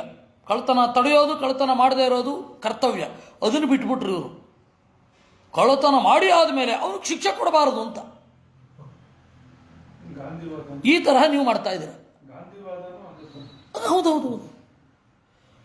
ಭಾಗ ಪುನಃ ಅವ್ರಿಗೆ ಹೋದ್ಸರ್ತಿನೇ ಹೇಳಿದ್ರು, ಗಾಂಧಿಯೇ ನೆನಪಿಗೆ ಬರ್ತಾ ಇರೋದು ರಮೇಶ್ ಅವರಿಗೆ. ಈ ಗಾಂಧಿಯನ್ನು ಕೂಡಿಸಿಕೊಂಡು ಉದ್ಯೋಗ ಪರ್ವ ಯಾರು ಪಾಠ ಮಾಡಲಿಲ್ವಾ ಅಂತ ಕೇಳಿದ್ರು. ಮಾಡಲಿಲ್ಲ, ಅದಕ್ಕೆ ಆ ಥರ ಇದ್ದಾನೆ. ಭಾಗ ಪುನಃ ಪಾಂಡವಾನಾಂ ನಿವಿಷ್ಟ ತನ್ನಕಸ್ಮಾತ್ ಆದದೀರನ್ ಪರೇವೈ. ಅಲ್ಲಿ ಪಾಂಡವರ ಭಾಗ ಇದೆ, ನಮ್ಮ ಭಾಗವನ್ನು ನಾವು ತೆಗೆದುಕೊಳ್ಳಲಿಕ್ಕೆ ಗಲಾಟೆ ಮಾಡಬಾರದು ಅಂತ ಹೇಳ್ತಾ ಇದ್ದೀರಾ. ಗಲಾಟೆ ಮಾಡಲಿಕ್ಕೆ ನೀವು ಕಾರಣ ಅನ್ನೋದನ್ನು ಮರೆತಿದ್ದೀರಾ. ಅಸ್ಮಿನ್ ಪದೇ ಯುದ್ಧತಾನ್ನೋ ವಧೋಪಿ ಶ್ಲಾಘ್ಯ ಪಿತೃಂ ಪರರಾಜ್ಯಾದ್ವಿಶಿಷ್ಟಂ. ಆಮೇಲೆ ಏನಂದ್ರಿ? ಯುದ್ಧ ಅನ್ನೋದು ಏನು ಬೇಕಾದರೂ ಆಗಬಹುದು, ನೀವು ಸತ್ತೋಗ್ತೀರಾ, ನಾವು ಸತ್ತೋದ್ರೂ ಪರವಾಗಿಲ್ಲ, ಬೇರೆಯವ್ರ ರಾಜ್ಯದಲ್ಲಿ ಭಿಕ್ಷೆ ಬೇಡೋದಕ್ಕಿಂತಿದೆ ಎಷ್ಟೋ ಬೆಟರ್. ಅವನು ಏನು ಹೇಳ್ದ ಸಂಜಯ? ಭಿಕ್ಷಾವೃತ್ತಿ ಅಂಧಕ ವೃಷ್ಟಿ ರಾಜ್ಯೇ ಪ್ರಶಸ್ತ ಅಂತಂದ. ಅಂಧಕ ವೃಷ್ಟಿ ರಾಜ್ಯದಲ್ಲಿ ಅಂದರೆ ದ್ವಾರಕೆಯಲ್ಲಿ ಭಿಕ್ಷೆ ಬೇಡ್ಕೊಂಡಿದ್ದು ಬಿಡಿ, ಇಲ್ಲ್ಯಾಕೆ ಯುದ್ಧ ಮಾಡ್ತೀರಾ ಅಂತಂದ. ದ್ವಾರಕೆಯಲ್ಲಿ ಭಿಕ್ಷೆ ಬೇಡಿ ಇಲ್ಲ್ಯಾಕೆ ಯುದ್ಧ ಮಾಡ್ತೀರಾ ಅಂತ ಅವನು ಅದನ್ನೇ ಹೇಳೋದು. ಯಾರು ಮುಂದೆ ಧರ್ಮರಾಜ ಮತ್ತು ಅರ್ಜುನನದ್ದು ಒಂದೇ ಅಭಿಪ್ರಾಯ. ಅಲ್ಲಿ ಅರ್ಜುನ ಅದನ್ನೇ ಹೇಳ್ತಾನೆ, ಶ್ರೇಯೋ ಭೈಕ್ಷ್ಯಂ ಅಂತ. ಭಿಕ್ಷೆ ಬೇಡೋದೆಷ್ಟೋ ಬೆಟರ್ ಇವ್ರನ್ನೆಲ್ಲ ಕೊಲ್ಲೋದಕ್ಕಿಂತ ಅಂತ. ಸಂಜಯನ ಮಾತನ್ನು ಕೇಳ್ತಾ ಇದ್ದ ಅಟೆಂಟಿವ್ ಆಗಿ. ಹೊರಗಡೆ ಬಂದದ್ದು 1 ತಿಂಗಳಾದಮೇಲೆ. ಯಾರೊಳಗಡೆ ಯಾವುದು ಹೋಗಿ ಯಾವ ಪಾಯಿಂಟ್ ಎಷ್ಟು ದಿವಸ ಆದಮೇಲೆ ರೈಸ್ ಆಗುತ್ತೆ ಯಾರು ಗೊತ್ತು. ಅದನ್ನು ಮೊದಲು ಮಾಡೋದು. ಆಮೇಲೆ ಯುದ್ಧ ಆದ್ಮೇಲೆ ಮತ್ತೆ ಇದು ಧರ್ಮರಾಜ ಇದೇ ವಾದ ಕಂಡುಕೊಂಡ. ಇದು ಯಾವ ಗೊಂದಲ, ಇದು ಯಾವ ಸಮಸ್ಯೆಗಳು ಇಲ್ಲದಂತೆ ಒಬ್ಬ ಬದುಕಿದ್ದ. ಅವನ ಹೆಸರು ಭೀಮ. ಅವನು ಗಲಾಟೆ ಮಾಡಲಿಲ್ವಲ್ಲ, ಅದಕ್ಕೆ ಅವನ ಬಗ್ಗೆ ಅಟೆನ್ಷನ್ನೇ ಇಲ್ಲ. ನಮ್ಮ ಜನಕ್ಕೆ ಗಲಾಟೆ ಮಾಡಿದ್ರೆ ಅದ್ರ ಬಗ್ಗೆ ಅಟೆನ್ಷನ್. ಎಲ್ಲಿ ಗಲಾಟೆ ಇರಲ್ಲ, ನ್ಯೂಸೆನ್ಸ್ ಇರಲ್ಲ, ಅಲ್ಲಿ ಅಟೆನ್ಷನ್ನೇ ಇರಲ್ಲ. ಯಾಕಂದರೆ ಚೆನ್ನಾಗಿದ್ದಾನಲ್ಲ, ಅವನ ಪಾಡಿಗೆ ಅವನು ಹೋಗ್ತಾ ಇದ್ದಾನೆ ಅಂತ ತಲೆನಲ್ಲಿ. ಏತೆ ಮಂದ ಮೃತ್ಯುವಚಾಭಿಪನ್ನಾ. ರಾಜ ಕೇಳಿದಾಗ ಸಂಜಯ, ಧರ್ಮರಾಜ ಏನು ಹೇಳಿದ ಅಂದರೆ, ಧರ್ಮರಾಜ ಹೇಳೋದನ್ನು ಶಾಸ್ತ್ರ ಹೇಳಿತ್ತು, ಅದನ್ನೇ ಧರ್ಮರಾಜ ಹೇಳಿದ ಅಂತ ಹೇಳು ಹೋಗು. ಆಚಕ್ಷಿತಾ ಸಂಜಯ ರಾಜ ಮಧ್ಯೆ. ಎಲ್ಲ ರಾಜರ ನಡುವೆ, ರಾಜನ ಎದುರಲ್ಲ, ರಾಜರ ನಡುವೆ ಬಹಳ ಜನ ಇದ್ದಾರಲ್ಲಿ. ಮಾಹಿತಿ ಗೊತ್ತಿರುತ್ತೆ ಯಾರ್ಯಾರು ಬಂದಿದ್ದಾರೆ ಅಲ್ಲಿ, ಯಾರ್ಯಾರಿಗಾಗಲೇ ಯುದ್ಧಕ್ಕಿಂತ ಮುಂಚೆ ಬೀಡು ಬಿಟ್ಟಿದ್ದಾರೆ. ಅವರು ಯುದ್ಧಕ್ಕೆ ತಯಾರಾಗ್ಬೋದಂತೆ, ನಾವು ಯುದ್ಧ ಮಾಡಬಾರ್ದಂತೆ. ಇದಂ ಪುನಃ ಕರ್ಮ ಪಾಪೀಯೇವ ಸಭಾ ಮಧ್ಯೆ ಪಶ್ಯವೃತ್ತಂ ಕುರುಣಾಂ ಪ್ರಿಯಾಂ ಭಾರ್ಯಾಂ ದ್ರೌಪದೀಂ ಪಾಂಡವಾನಾಂ ಯಶಸ್ವಿನೀಂ ಶೀಲವೃತ್ತೋಪಪನ್ನಾಂ. ರಾಜ ಬಿಡಿ, ಕ್ಷತ್ರಿಯ ಬಿಡಿ, ಧರ್ಮ ಬಿಡಿ, ಒಬ್ಬ ಬಲಿಷ್ಠನಾದವನ ಹೆಂಡತಿಯನ್ನು ಸಭೆಯ ನಡುವೆ ಎಳೆದು ತರಬಹುದು, ಸೀರೆಯನ್ನು ಸೆಳೆಯಬಹುದು ಅಂತ ನಿಮಗೆ ಅನ್ನಿಸಿದರೆ, ಬಲಿಷ್ಠತ್ವ ಅನ್ನೋದು ಅವನಿಗೆ ಬಲ ಇದೆ ಅನ್ನೋದನ್ನು ದುರುಪಯೋಗ ಮಾಡಿಕೊಂಡಿದ್ದೀರಿ ಅಂತ ಅರ್ಥ ಅಲ್ವಾ? ಅದ್ರ ಬಗ್ಗೆ ಯಾರಿಗೂ ಲಕ್ಷ್ಯವೇ ಇಲ್ಲ. ನಮಗೆ ಮಾತ್ರ ಉಪದೇಶ, ಮುಂದಿನವರಿಗೆ, ಮುಂದಿನ ಪೀಳಿಗೆಯವರು ಒಳ್ಳೆಯದಾಗಬೇಕು. ಅದಕ್ಕೆ ನೀವೀಗ ಯುದ್ಧ ಬಿಟ್ಬಿಡಿ. ನಾಳೆ ನಾವು ಯುದ್ಧ ಬಿಟ್ಬಿಟ್ರೆ ಯಾರ ಹೆಂಡತಿಯನ್ನು ಕರೆತಂದು ಸಭೆಯ ಮಧ್ಯದಲ್ಲಿ ಸೆಳೆದರೂ ಕೂಡ ಅವರು ಶಾಂತಿಯನ್ನೇ ಅನುಸರಿಸಬೇಕು ಅಂತ ಆದ್ರೆ ಗತಿ ಏನು? ಯಾರಿಗೂ ರೈಟ್ಸ್ ಇಲ್ಲ ಅವ್ರಿಗಾದ ಅನ್ಯಾಯವನ್ನು ಪ್ರತಿಭಟಿಸಲಿಕ್ಕೆ, ಅಥವಾ ಅನ್ಯಾಯ ಮಾಡಿದರೆ ಅವರು ಯಾರು ವಿರೋಧಿಸಲೇಬಾರದು ಅಂತ ಆಗ್ಬಿಡತ್ತಲ್ವಾ? ಹಿಂದೂ ಈಸೆ ಕವರ್ಡ್, ಮುಸ್ಲಿಂ ಈಸೆ ಗೂಂಡ ಅನ್ನೋ ಮಾತು ಯಾಕೆ ಬಂತು? ಹೊಡೆಸ್ಕೊಂಡ್ರೆ ಹೊಡೆಸ್ಕೋಬೇಕು, ಹೊಡೆಸ್ಕೊಂಡು ಆರಾಮವಾಗಿರಬೇಕು, ಅವನು ಧೀರ ಅಂತ ಅವ್ರದ್ದು ಗಾಂಧಿಯ ವಾದ. ಒಂದು ವೇಳೆ ನಮ್ಮ ಮುಸ್ಲಿಂ ಸೋದರರು ನನ್ನ ಪ್ರಾಣವನ್ನು ಬಯಸಿದರೆ ನಾನು ಕೊಡ್ತೇನೆ ಅಂದ್ರೆ ಏನರ್ಥ? ಯಾವುದಕ್ಕೂ ವಿರೋಧಿಸಬಾರದು ಅಂತ ಅರ್ಥ. ಅಂದರೆ ದುಷ್ಟತನ ಬೆಳಿಲಿಕ್ಕೆ ಬಿಟ್ಟಾಗತ್ತಲ್ಲ. ತಾಂ ಚೇತ್ ತದಾತೆ ಸಕುಮಾರ ವೃದ್ಧ ಅಪಾಲಯಿಷ್ಯನ್ ಕುರವಃ ಸಮೇತಾ ಮಮ ಪ್ರಿಯಂ ಧೃತರಾಷ್ಟ್ರೋ ಕರಿಷ್ಯತ್ ಪುತ್ರಾಣಾಂಚ ಕೃತಮಸ್ಯ ಭವಿಷ್ಯತ್. ಧೃತರಾಷ್ಟ್ರನಿಗೆ ಪ್ರಿಯವಾಗುವಂತೆ ನಾನು ನಡೆದುಕೊಂಡ್ರೆ ದುರ್ಯೋಧನನಿಗೆ ಪ್ರಿಯವಾದಂತೆ ಅದು. ದುಶ್ಯಾಸನ ಪ್ರಾತಿಲೋಮ್ಯಾನ್ನಿನ್ಯಾಯ ಸಭಾ ಮಧ್ಯೆ ಶ್ವಶುರಾಣಾಂಚ ಕೃಷ್ಣಾಂ. ಈ ರೀತಿ ಹೆಣ್ಣು ಮಕ್ಕಳನ್ನು ಅವಮಾನ ಮಾಡುವವರಿಗೆ ಆಯಿತು ಬಿಟ್ಟುಬಿಡೋದು. ಎಲ್ಲರೂ ಏನು ಹೇಳ್ತಾರೆ, ಪಾಪ ದುರ್ಯೋಧನಾದಿಗಳು ಮಾಡಿದ ತಪ್ಪು, ಅವರ ಹೆಂಡತಿಯರೇನು ಮಾಡಿದ್ರು ಅಂತಾರೆ. ಆ ಥರ ಒಂದು ವಾದ ಇದೆ. ಹೌದು, ಯಾಕೆ ಸುಮ್ಮನೆ ಇದ್ದರು? ಪ್ರತಿಭಟನೆ ಮಾಡಬೇಕಿತ್ತು. ಗಂಡನ ವಿರುದ್ಧ ಅವತ್ತು ಪ್ರತಿಭಟನೆ ಮಾಡಿದ್ದಿದ್ರೆ ಆಗಿರೋದು. ಯಾರೂ ಮಾಡಲಿಲ್ಲ. ಸುಮ್ಮನೆ ಮಂಡೋದರಿ ಹತ್ರ ಹೇಳ್ತಾರೆ, ಮಂಡೋದರಿಯೂ ಮಾಡಲಿಲ್ಲ. ಕೊಲ್ಲಲಿಕ್ಕೆ ಅಂತ ಹೋದಾಗ ಧಾನ್ಯ ಮಾಲಿನ್ಯ ತಡೆದಿದ್ದು, ಕೊಂದು ಬಿಡ್ತೀನಿ ಅಂತ ಹೋದ ಸೀತೆಯನ್ನು ರಾವಣ. ಅವಾಗ ಧಾನ್ಯ ಮಾಲಿನ್ಯ ತಡೆದ್ಲು. ಅಷ್ಟು ಜನ ಹೆಣ್ಣು ಮಕ್ಕಳೆಲ್ಲ ತಮ್ಮ ಕಣ್ಣಿನಿಂದ ತುಟಿಯನ್ನು ಓರೆ ಮಾಡಿ ಅವಳನ್ನು ಸಂತೈಸಿದರು. ಅಂದರೆ ನಾವಂತೂ ನೈತಿಕವಾಗಿ ಇಲ್ಲ, ರಾವಣ ಎತ್ಕೊಂಡು ಬಂದಾಗಲೇ ಭ್ರಷ್ಟರಾದೆವು, ನೀನಿನ್ನೂ ಉಳಿಸ್ಕೊಂಡಿದ್ದೀ ಅಂತ ಹೇಳಿ ಅವರು ನೀತಿಗೆ ವಿರುದ್ಧವಾಗಿ ನಡೆದವರೆಲ್ಲ ನೀತಿವಂತರಿಗೆ ಬೆಂಬಲ ಹಿಂದಿನಿಂದ ಕೊಟ್ಟದು, ಮುಂದಿನಿಂದ ಅಲ್ಲ. ಶಿಕ್ಷೆ ಆಗೇ ಆಗತ್ತವ್ರಿಗೆ. ಯಾಕೆ ಶಿಕ್ಷೆ ಆಗಬೇಕು ಅಂದರೆ ಅವತ್ತೇ ಪ್ರತಿಭಟನೆ ಮಾಡಬೇಕಿತ್ತು. ಯಾರೂ ಮಾಡಲಿಲ್ಲ. ಅದನ್ನೇ ಯಾರೂ ಗಮನಿಸೋಲ್ಲ. ನನ್ನ ಜೊತೆಗಿರುವವರನ್ನು ನಾನು ಕೆಟ್ಟ ಕಾರ್ಯದಿಂದ ಬಹಿಷ್ಕಾರ ಮಾಡದೆ ಹೋದರೆ ಅದರ ಫಲವನ್ನು ಅಂತಿಮವಾಗಿ ನಾವೇ ಉಣ್ಣಬೇಕು ಅನ್ನುವ ಪ್ರಕೃತಿಯ ನಿಯಮವೂ ಅವ್ರಿಗೆ ಗೊತ್ತಿಲ್ಲ.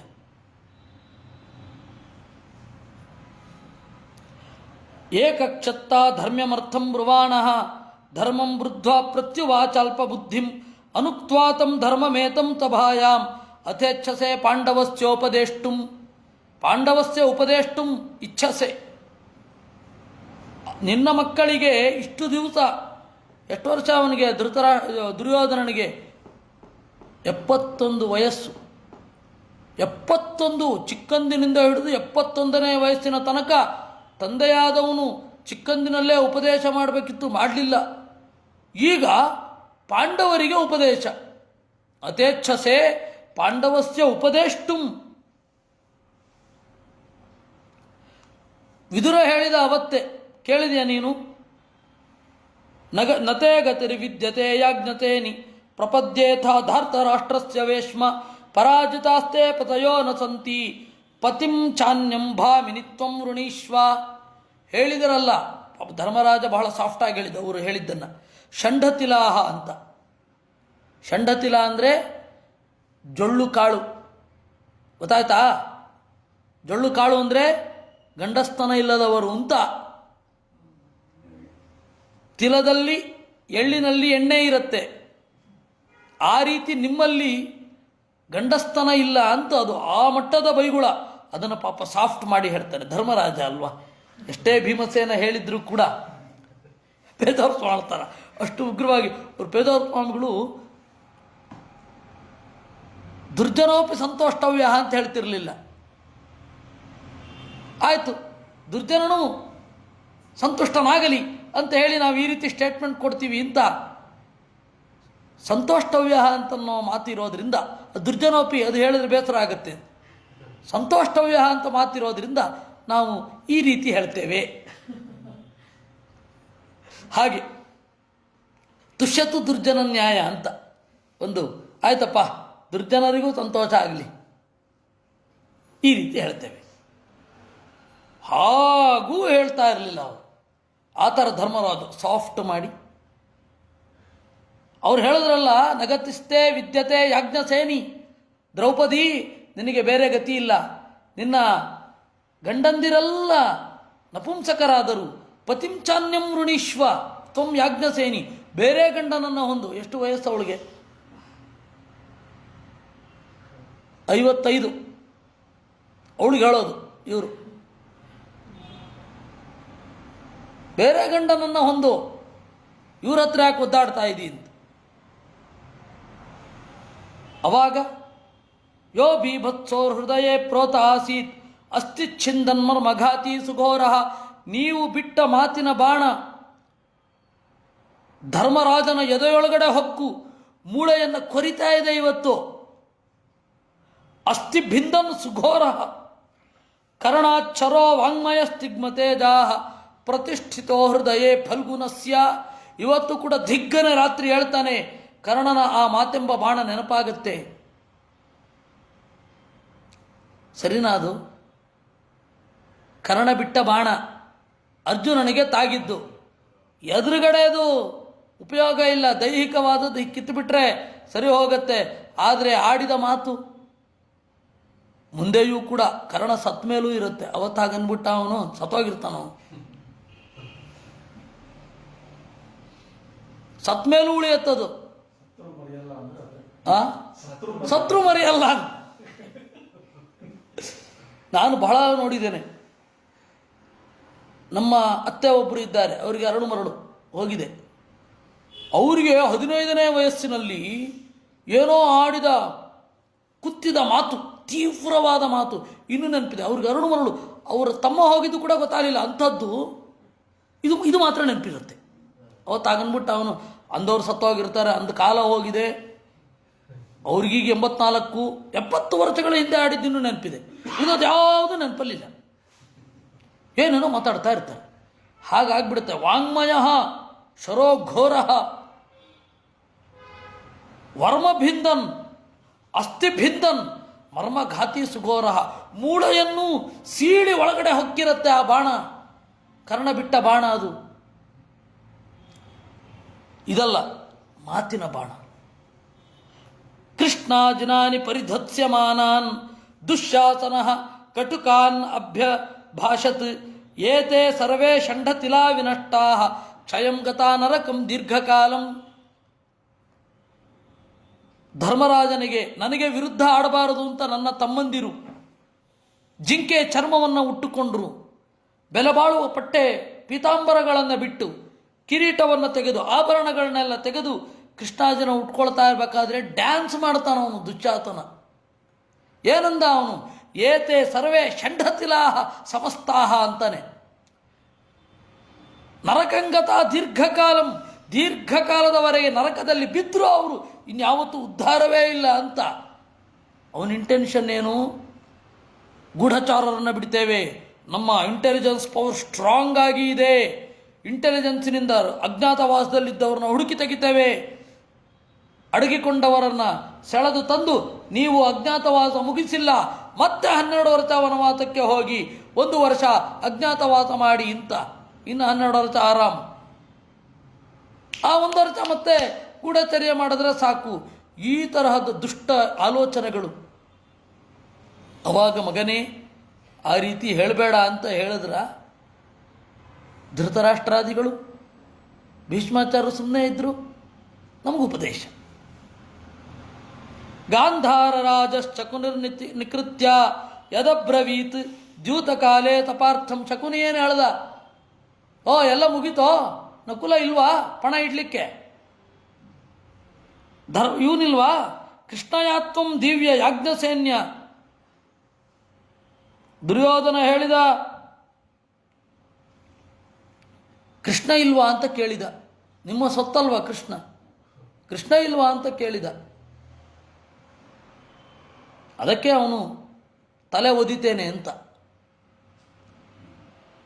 ಭೀಮಸೇನ. ಹಾಗೆ ತಲೆ ಒದೆಯುವಾಗ ಸಪತ್ನಜ್ಞ ಸೂಕ್ತ ಬಂದದ್ದು.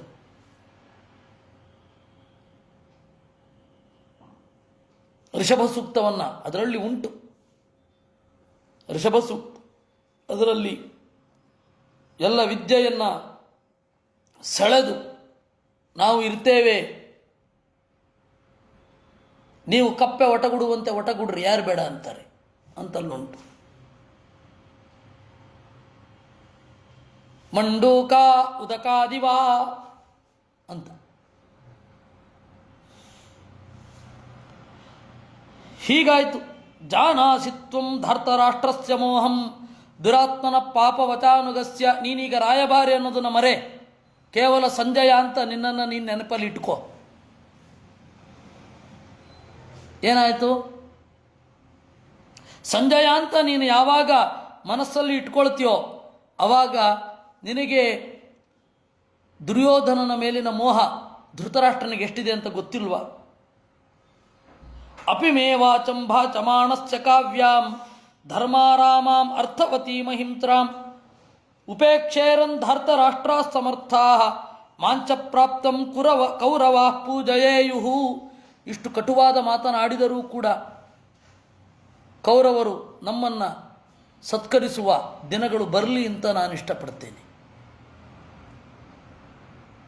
ಬರಲಿ ಆ ಒಳ್ಳೆ ಕಾಲ.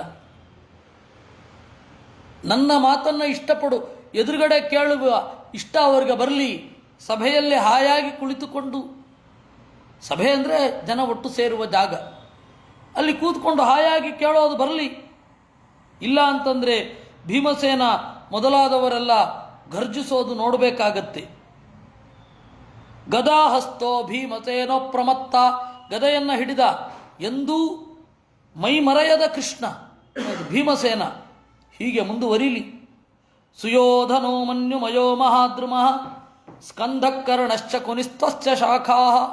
ಅಧರ್ಮ ವೃಕ್ಷ ಅದು ಬೆಳೆದಿದೆ. ಆ ಅಧರ್ಮ ವೃಕ್ಷದಲ್ಲಿ ಯಾವುದು ಗೊತ್ತಾ? ಸುಯೋಧನೋ ಮನ್ಯುಮಯೋ ಮಹಾದ್ರುಮಃ. ದುರ್ಯೋಧನ ಅನ್ನುವ ಬೇರೊಬ್ಬರ ಏಳಿಗೆಯನ್ನು ಸಹಿಸದ ಮರದಂತೆ ಇದ್ದಾನೆ. ಮನ್ಯುಮಯ, ಮನ್ಯು ಅಂದರೆ ಬೇರೊಬ್ಬರ ಏಳಿಗೆಯನ್ನು ಸಹಿಸದ ಸಿಟ್ಟು. ಆ ಸಿಟ್ಟನ್ನು ಮೈತುಂಬ ತುಂಬಿಕೊಂಡ ದುರ್ಯೋಧನ ಅಧರ್ಮದ ಮರದಂತೆ ಇದ್ದಾನೆ. ಸ್ಕಂಧ ಕರ್ಣ, ಕರ್ಣ ಅಂದರೆ ಗೆಲ್ಲು. ಶಕುನಿಹಿ ತಸ್ಯ ಶಾಖಾಹ, ಜೂಜು ಮೊದಲಾದವುಗಳು ಅಧರ್ಮ ವೃಕ್ಷದ ರೆಂಬೆ ಕೊಂಬೆಗಳು. ನಾಸ್ತಿಕತೆ ಮೊದಲಾದವುಗಳು. ಅದಕ್ಕೆ ಶಕುನಿಹಿ ತಸ್ಯ ಶಾಖಾಹ. ದುಶ್ಯಾಸನ ಪುಷ್ಪಫಲೆ ಸಮೃದ್ಧೆ. ಕೆಟ್ಟ ಆಡಳಿತ ಅನ್ನೋದು ಅಧರ್ಮ ವೃಕ್ಷದ ಮಾಗಿದ ಹೂವು ಮತ್ತು ಹಣ್ಣು. ಮೂಲಂ ತತ್ರ ಧೃತರಾಷ್ಟ್ರ ಅವಿವೇಕಿ. ಅವಿವೇಕಿಯಾದ ಧೃತರಾಷ್ಟ್ರ ಏನಿದ್ದಾನೆ, ವಿವೇಕ ಅಂತಂದರೆ ಯಾವುದು ಸರಿ ಯಾವುದು ತಪ್ಪು ಅಂತನ್ನುವ ಭೇದಜ್ಞಾನ ಅದಿಲ್ಲದವ ಅವಿವೇಕಿ.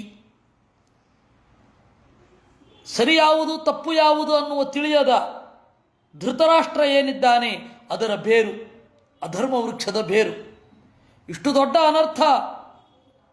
ಆದರೆ ನಾನು ಹೀಗೆ ಯುಧಿಷ್ಠಿರೋ ಧರ್ಮಮಯೋ ಮಹಾದ್ರುಮಃ ಸ್ಕಂದೋರ್ಜುನ ಭೀಮಸೇನೋಶ್ಚ ಶಾಖಾ ಮಾದ್ರೀ ಪುತ್ರೌ ಪುಷ್ಪಫಲೇ ಸಮೃದ್ಧೆ ಮೂಲಂ ತ್ವಹಂ ಬ್ರಹ್ಮಚ ಬ್ರಾಹ್ಮಣಾಶ್ಚ. ಇದಕ್ಕೆ ತದ್ವಿರುದ್ಧ. ಅಂದರೆ ಮಹಾಭಾರತಕ್ಕೆ ಅಧ್ಯಾತ್ಮಾರ್ಥ ಇದೆ ಅಂತ ಅವರೇ ಹೇಳಿದ್ದಿದ್ದು.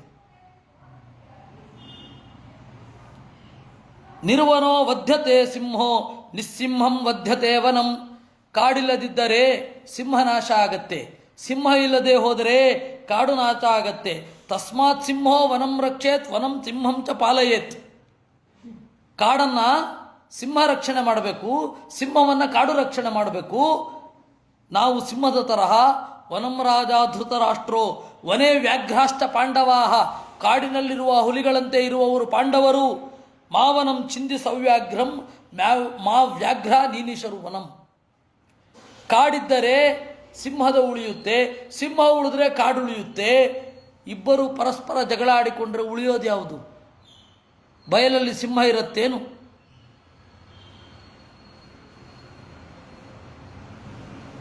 ಲತಾಮತ ಆಧಾರ್. ಯಾಕೆ ಅಂದರೆ ಬೇಕಾಷ್ಟು ಕಾಲದಲ್ಲಿ ಇವರು ರಕ್ಷಣೆ ಮಾಡಿದ್ದಾರೆ. ದುರ್ಯೋಧನನೇ ಜರಾಸಂಧನ ವಶದಲ್ಲಿ ಸಿಕ್ಕಾಗ ರಕ್ಷಣೆ ಮಾಡಿದವರು ಇವರು. ಅದರಿಂದ ನಿನ್ನನ್ನು ಉಳಿಸಿಕೋ, ನಮ್ಮನ್ನು ಉಳಿಸುವ ಮೂಲಕ ಅಂತ ಧರ್ಮರಾಜ ಹೇಳುತ್ತಾ ಇದ್ದಾನೆ. ಇಷ್ಟು ಹೇಳಿದ ಮೇಲೆ ಅಷ್ಟಾವಿಂಶೋಧ್ಯಾಯ 28ನೇ ಅಧ್ಯಾಯ ಆಗಿದೆ. ಇನ್ನು ಮುಂದೆ ಸಂಜಯ ಆಯಿತು ನಾನು ಹೋಗಿ ಬರ್ತೇನೆ ಅಂತ ಹೇಳ್ತಾನೆ. ಕೃಷ್ಣಾರ್ಜುನರನ್ನು ಭೇಟಿ ಮಾಡಿಕೊಂಡು ರಾಯಭಾರಿತ್ವದ ಜೊತೆಗೆ ಒಂದು ಮಾಡಬಾರದ ಕೆಲಸ ಮಾಡ್ತಾನೆ, ಸ್ಪೈಯೂ ಆಗಿ ಕೆಲಸ ಮಾಡಿ ಹೋಗ್ಬಿಡ್ತಾನೆ. ರಾಯಭಾರಿ ಆದವರು ಓಪನ್ ಆಗಿ ಸ್ಪೈಯಿಂಗ್ ಮಾಡಲಿಕ್ಕಿಲ್ಲ. ಇವನ್ನೆಲ್ಲರನ್ನೂ ನೋಡಿಕೊಂಡು ಯಾರ್ಯಾರು ಬಂದಿದ್ದಾರೆ, ಎಷ್ಟು ಜನ ಇದ್ದಾರೆ ಅಂತ ಕಣ್ಣಲ್ಲೇ ಅಳತೆ ಮಾಡ್ಕೊಂಡು ಹೋಗ್ತಾನೆ. ಪಾಂಡವ್ರಿಗೆ ಗೊತ್ತಾಗುತ್ತೆ, ಏನು ಮಾಡೋದು, ಇದೆಲ್ಲ ಇರುತ್ತಲ್ಲ. ರಾಯಭಾರ ಕಚೇರಿ ಅಂದರೆ ಅವರ ಗೂಢಚಾರರಿಗೆ ಸಪೋರ್ಟ್ ಮಾಡದೇ ಇರ್ತಾರ? ನಮ್ಮ ದೇಶದವನೊಬ್ಬ ಬೇರೆ ದೇಶದಲ್ಲಿ ಅಪರಾಧ ಮಾಡ್ದ ಅಂದರೆ ಸಪೋರ್ಟ್ ಮಾಡದೇ ಇರ್ತಾರಾ? ಆ ಕಾನ್ಸುಲೇಟ್ ಅವರು ಮಾಡ್ತಾರೆ, ಎಲ್ಲರೂ ಮಾಡ್ತಾರೆ. ಮಾಡಬಾರ್ದು ಅಂತ ನಿಯಮ ಇದೆ, ಆದರ್ಶ ಮಾಡಬಾರ್ದು ಅಂತ ಮಾಡ್ತಾರೆ ಅನ್ನೋದು ವಾಸ್ತವ. ಇದೆಲ್ಲ ಮುಂದಿನ ಸೃತಿ ನಾವು ನೋಡೋಣ. ಇನ್ನು ಮಧ್ವಾಚಾರ್ಯರ ಇದಾಗಿರೋದ್ರಿಂದ, ನವಮಿ ಆಗಿರೋದ್ರಿಂದ ತತ್ವಪ್ರದೀಪದಲ್ಲಿ ಆಚಾರ್ಯರನ್ನು ಏನು ಚಿಂತನೆ ಮಾಡಿದ್ರು ಅಂತ ಇನ್ನು 8 ನಿಮಿಷಗಳ ತನಕ ಕರೆಕ್ಟಾಗಿ 12 ಗಂಟೆಗೆ ಮುಗಿಸಿದ್ರೆ ಹೋಗ್ಬೇಕಲ್ವ ಅಲ್ಲಿ? ಕರೆಕ್ಟಾಗಿ 12 ಗಂಟೆಗೆ ಹೋಗ್ಬೇಕಾ? ಹೌದಾ? ಓ, ಹಾಗಾದರೆ ತ್ರಿವಿಕ್ರಮ ಪಂಡಿತರ ವಾಯುಸ್ತುತಿ ಮತ್ತು ಮಧ್ವವಿಜಯಕ್ಕೆ ಮೂಲಭೂತವಾದ, ವಿಶೇಷತಃ ಮಧ್ವವಿಜಯಕ್ಕೆ ಮೂಲಭೂತವಾದ ಆಕರಗಳು ಹೇಗೆ ಇದೆ ತತ್ವಪ್ರದೀಪದಲ್ಲಿ ಮಂಗಳಾಚರಣೆಯಲ್ಲಿ. ಈ ಮಂಗಳಾಚರಣೆಯೇ ಒಂದು ಅದ್ಭುತ. 25 ಶ್ಲೋಕ, 25 ಶ್ಲೋಕ, ಅಷ್ಟು ದೀರ್ಘವಾದ ಮಂಗಳಾಚರಣೆ ಯಾರೂ ಮಾಡಿಲ್ಲ. ಅಬ್ಬಬ್ಬ ಅಂತಂದರೆ 10 ಶ್ಲೋಕಗಳಲ್ಲಿ ಮಂಗಳಾಚರಣೆ ಮಾಡಿ ಯಾರು ಷಡ್ಗುರು ಶಿಷ್ಯ ಐತರೇಯ ಬ್ರಾಹ್ಮಣಕ್ಕೆ ಬರದ ಇದರಲ್ಲಿ ಒಂದು 10 ಶ್ಲೋಕ, 10-15 ಶ್ಲೋಕ ಮಾಡಿದ್ದಾರೆ. 25 ಶ್ಲೋಕ ಯಾರೂ ಮಾಡಿಲ್ಲ. ಅದನ್ನು ನಾವು ನೋಡೋಣ. ಮೊದಲು ವೇದವ್ಯಾಸರಿಗೆ, ಮೊದಲು ದೇವರಿಗೆ ನಮಸ್ಕಾರ ಮಾಡ್ತಾರೆ 2 ಶ್ಲೋಕಗಳಿಂದ. 3ನೇ ಶ್ಲೋಕದಿಂದ ವೇದವ್ಯಾಸರಿಗೆ ನಮಸ್ಕಾರ. ವೇದವ್ಯಾಸರಿಗೆ ನಮಸ್ಕಾರ ಮಾಡಬೇಕಾದ್ರೆ ಅಲ್ಲೊಂದು ಜಾಣ್ಮೆಯೂ ಇದೆ. ವ್ಯಾಸ ಅನ್ನುವ ಪದದ ನಿರ್ವಚನವನ್ನು ಜೊತೆಗೆ ಮಾಡ್ತಾ ಸಮಾಸಾಲಂಕಾರ ಅಂತ ಕರೀತಾರೆ ಇದನ್ನು ಕಾವ್ಯಶಾಸ್ತ್ರದಲ್ಲಿ. ಅದನ್ನು ನೋಡೋಣ. ಚೆನ್ನಾಗಿದೆ ಈ ಶ್ಲೋಕ. ಅಸ್ಯನ್ ವಿಶೇಷಾತ್ ಭಜತೋ ಭವೌಘಾತ್ ವ್ಯಸ್ಯನ್ ಮೃಗಾದಿಶ್ಚ ವಿಶಿಷ್ಟಾಸ ಸೋಯಂ ಹರಿರ್ವ್ಯಾಸ ಪದಾಭಿಧೇಯ ಸಂಪ್ರೀಯತಾಂ ಸತ್ಯವತೀ ಸುತೋಮೇ. 2 ನಿರ್ವಚನವನ್ನು ಮಾಡ್ತಾ ಇದ್ದಾರೆ. ವಿಶೇಷಾತ್, ವಿಶೇಷವಾಗಿ, ಭಜತಃ, ತನ್ನನ್ನು ಪ್ರೀತಿಸುವವರನ್ನು, ಭವೌಘಾತ್ ಅಸ್ಯನ್, ಸಂಸಾರ ಸಮುದ್ರವನ್ನು ದೂರೀಕರಿಸುತ್ತಾ. ಅಸುಕ್ಷೇಪಣೆ ಅಂತ ಒಂದು ಧಾತು ಇದೆ, ಅಸು ನಿರಸನೆ ಅಂತ ಕೂಡ ಕರೀತಾರೆ. ನಿರಾಕರಣೆ, ಸಂಸಾರದಿಂದ ನಿರಾಕರಿಸುತ್ತಾ. ವಿಶೇಷತಃ ಅಸ್ಯನ್ ನಿರಾಕರಣೆ ಮಾಡ್ತಾರೆ. ವಿಶೇಷತಃ ಅಸ್ಯತಿ ಇತಿ ವ್ಯಾಸಃ ಅಂತ ಒಂದು ನಿರ್ವಚನವನ್ನು ತೋರಿಸಿದ ಹಾಗಾಯಿತು. ವ್ಯಸ್ಯನ್ ವಿಶೇಷಾತ್ ಭಜತೌ ಭವೌಘಾತ್ ಅಸ್ಯನ್ ವಿಶೇಷಾತ್, ವಿಶೇಷವಾಗಿ, ಅಸ್ಯನ್ ನಿರಾಕರಣೆ ಮಾಡ್ತಾರೆ ಅಜ್ಞಾನವನ್ನು. ಆದ್ದರಿಂದಾಗಿ ವ್ಯಾಸ. ವ್ಯಸ್ಯನ್ ಮೃಗಾದಿಶ್ಚ ವಿಶಿಷ್ಟಾತ, ಅಸಭೇದೆ ಅಂತಲೂ ಒಂದು ಧಾತು ಇದೆ. ಋಗಾದಿಗಳನ್ನು ಅಸ್ಯತಿ, ವಿಶೇಷತಃ ಅಸ್ಯತಿ, ವಿಭಾಗ ಮಾಡ್ತಾರೆ. ಅದರಿಂದಾಗಿ ವ್ಯಾಸ. 2 ನೋಡಿ, ಮೊದಲ ಪಾದದಿಂದ ಒಂದು ನಿರ್ವಚನ, 2ನೇ ಪಾದದಿಂದ ಇನ್ನೊಂದು ನಿರ್ವಚನ.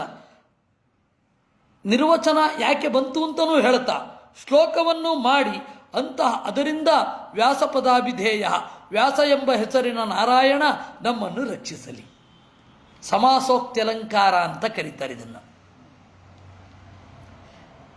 ಶ್ಲೋಕದಲ್ಲಿಯೇ ಸಮಾಸವನ್ನು, ನಿರ್ವಚನವನ್ನು ಹೇಳ್ತಾ ಮುಂದುವರಿಯೋದು.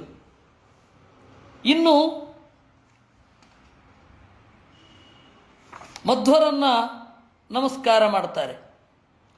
ಮಧ್ವರು ಅವತಾರ ಮಾಡಿದ್ದು ಇವರ ಅಣತಿಯಿಂದ, ವೇದವ್ಯಾಸರ ಅಣತಿಯಿಂದ ಮಾಡಿದ್ದು. ಇಲ್ಲ ಅಂದರೆ ಅವರು ಅವತಾರ ಮಾಡ್ತಾ ಇರಲಿಲ್ಲ. ಅಂತಹ ಆಚಾರ್ಯರ ಪಾದದ ಧೂಳಿ ನನ್ನ ತಲೆಯ ಮೇಲೆ ಬೀಳಲಿ. ವಾಯುಸ್ತುತಿಯ ಮೊದಲ 2 ಶ್ಲೋಕಗಳು ಆಚಾರ್ಯರ ಧೂಳಿಯ ಬಗ್ಗೆನೇ ಇರೋದು. ಪಿಂಜರಾರಂಜಿತಾಶಾ ಅಂತ ಹೇಳಿ ಯತ್ಪಾದ ಪದ್ಮರಜಸಾ ಶಿರಸಾ ಧೃತೇನ ಸದ್ಯ ಪ್ರಯಾಂತಿ ಪರಿಶುದ್ಧಿಮಚೇತ ಲೋಕಾಹ. ಆ ಆಚಾರ್ಯರ ಅಡಿದಾವರೆಗಳ ಧೂಳಿ ತಲೆಯ ಮೇಲೆ ಬಿದ್ದು ಎಲ್ಲರೂ ಶುದ್ಧರಾಗಿದ್ದು ನಮಗೆ ಕಂಡಿದೆ, ನಮಗೂ ಕೂಡ ಬೀಳಲಿ. ಆಚಾರ್ಯರ ಕೀರ್ತಿಯನ್ನು ಕೇಳಬೇಕು.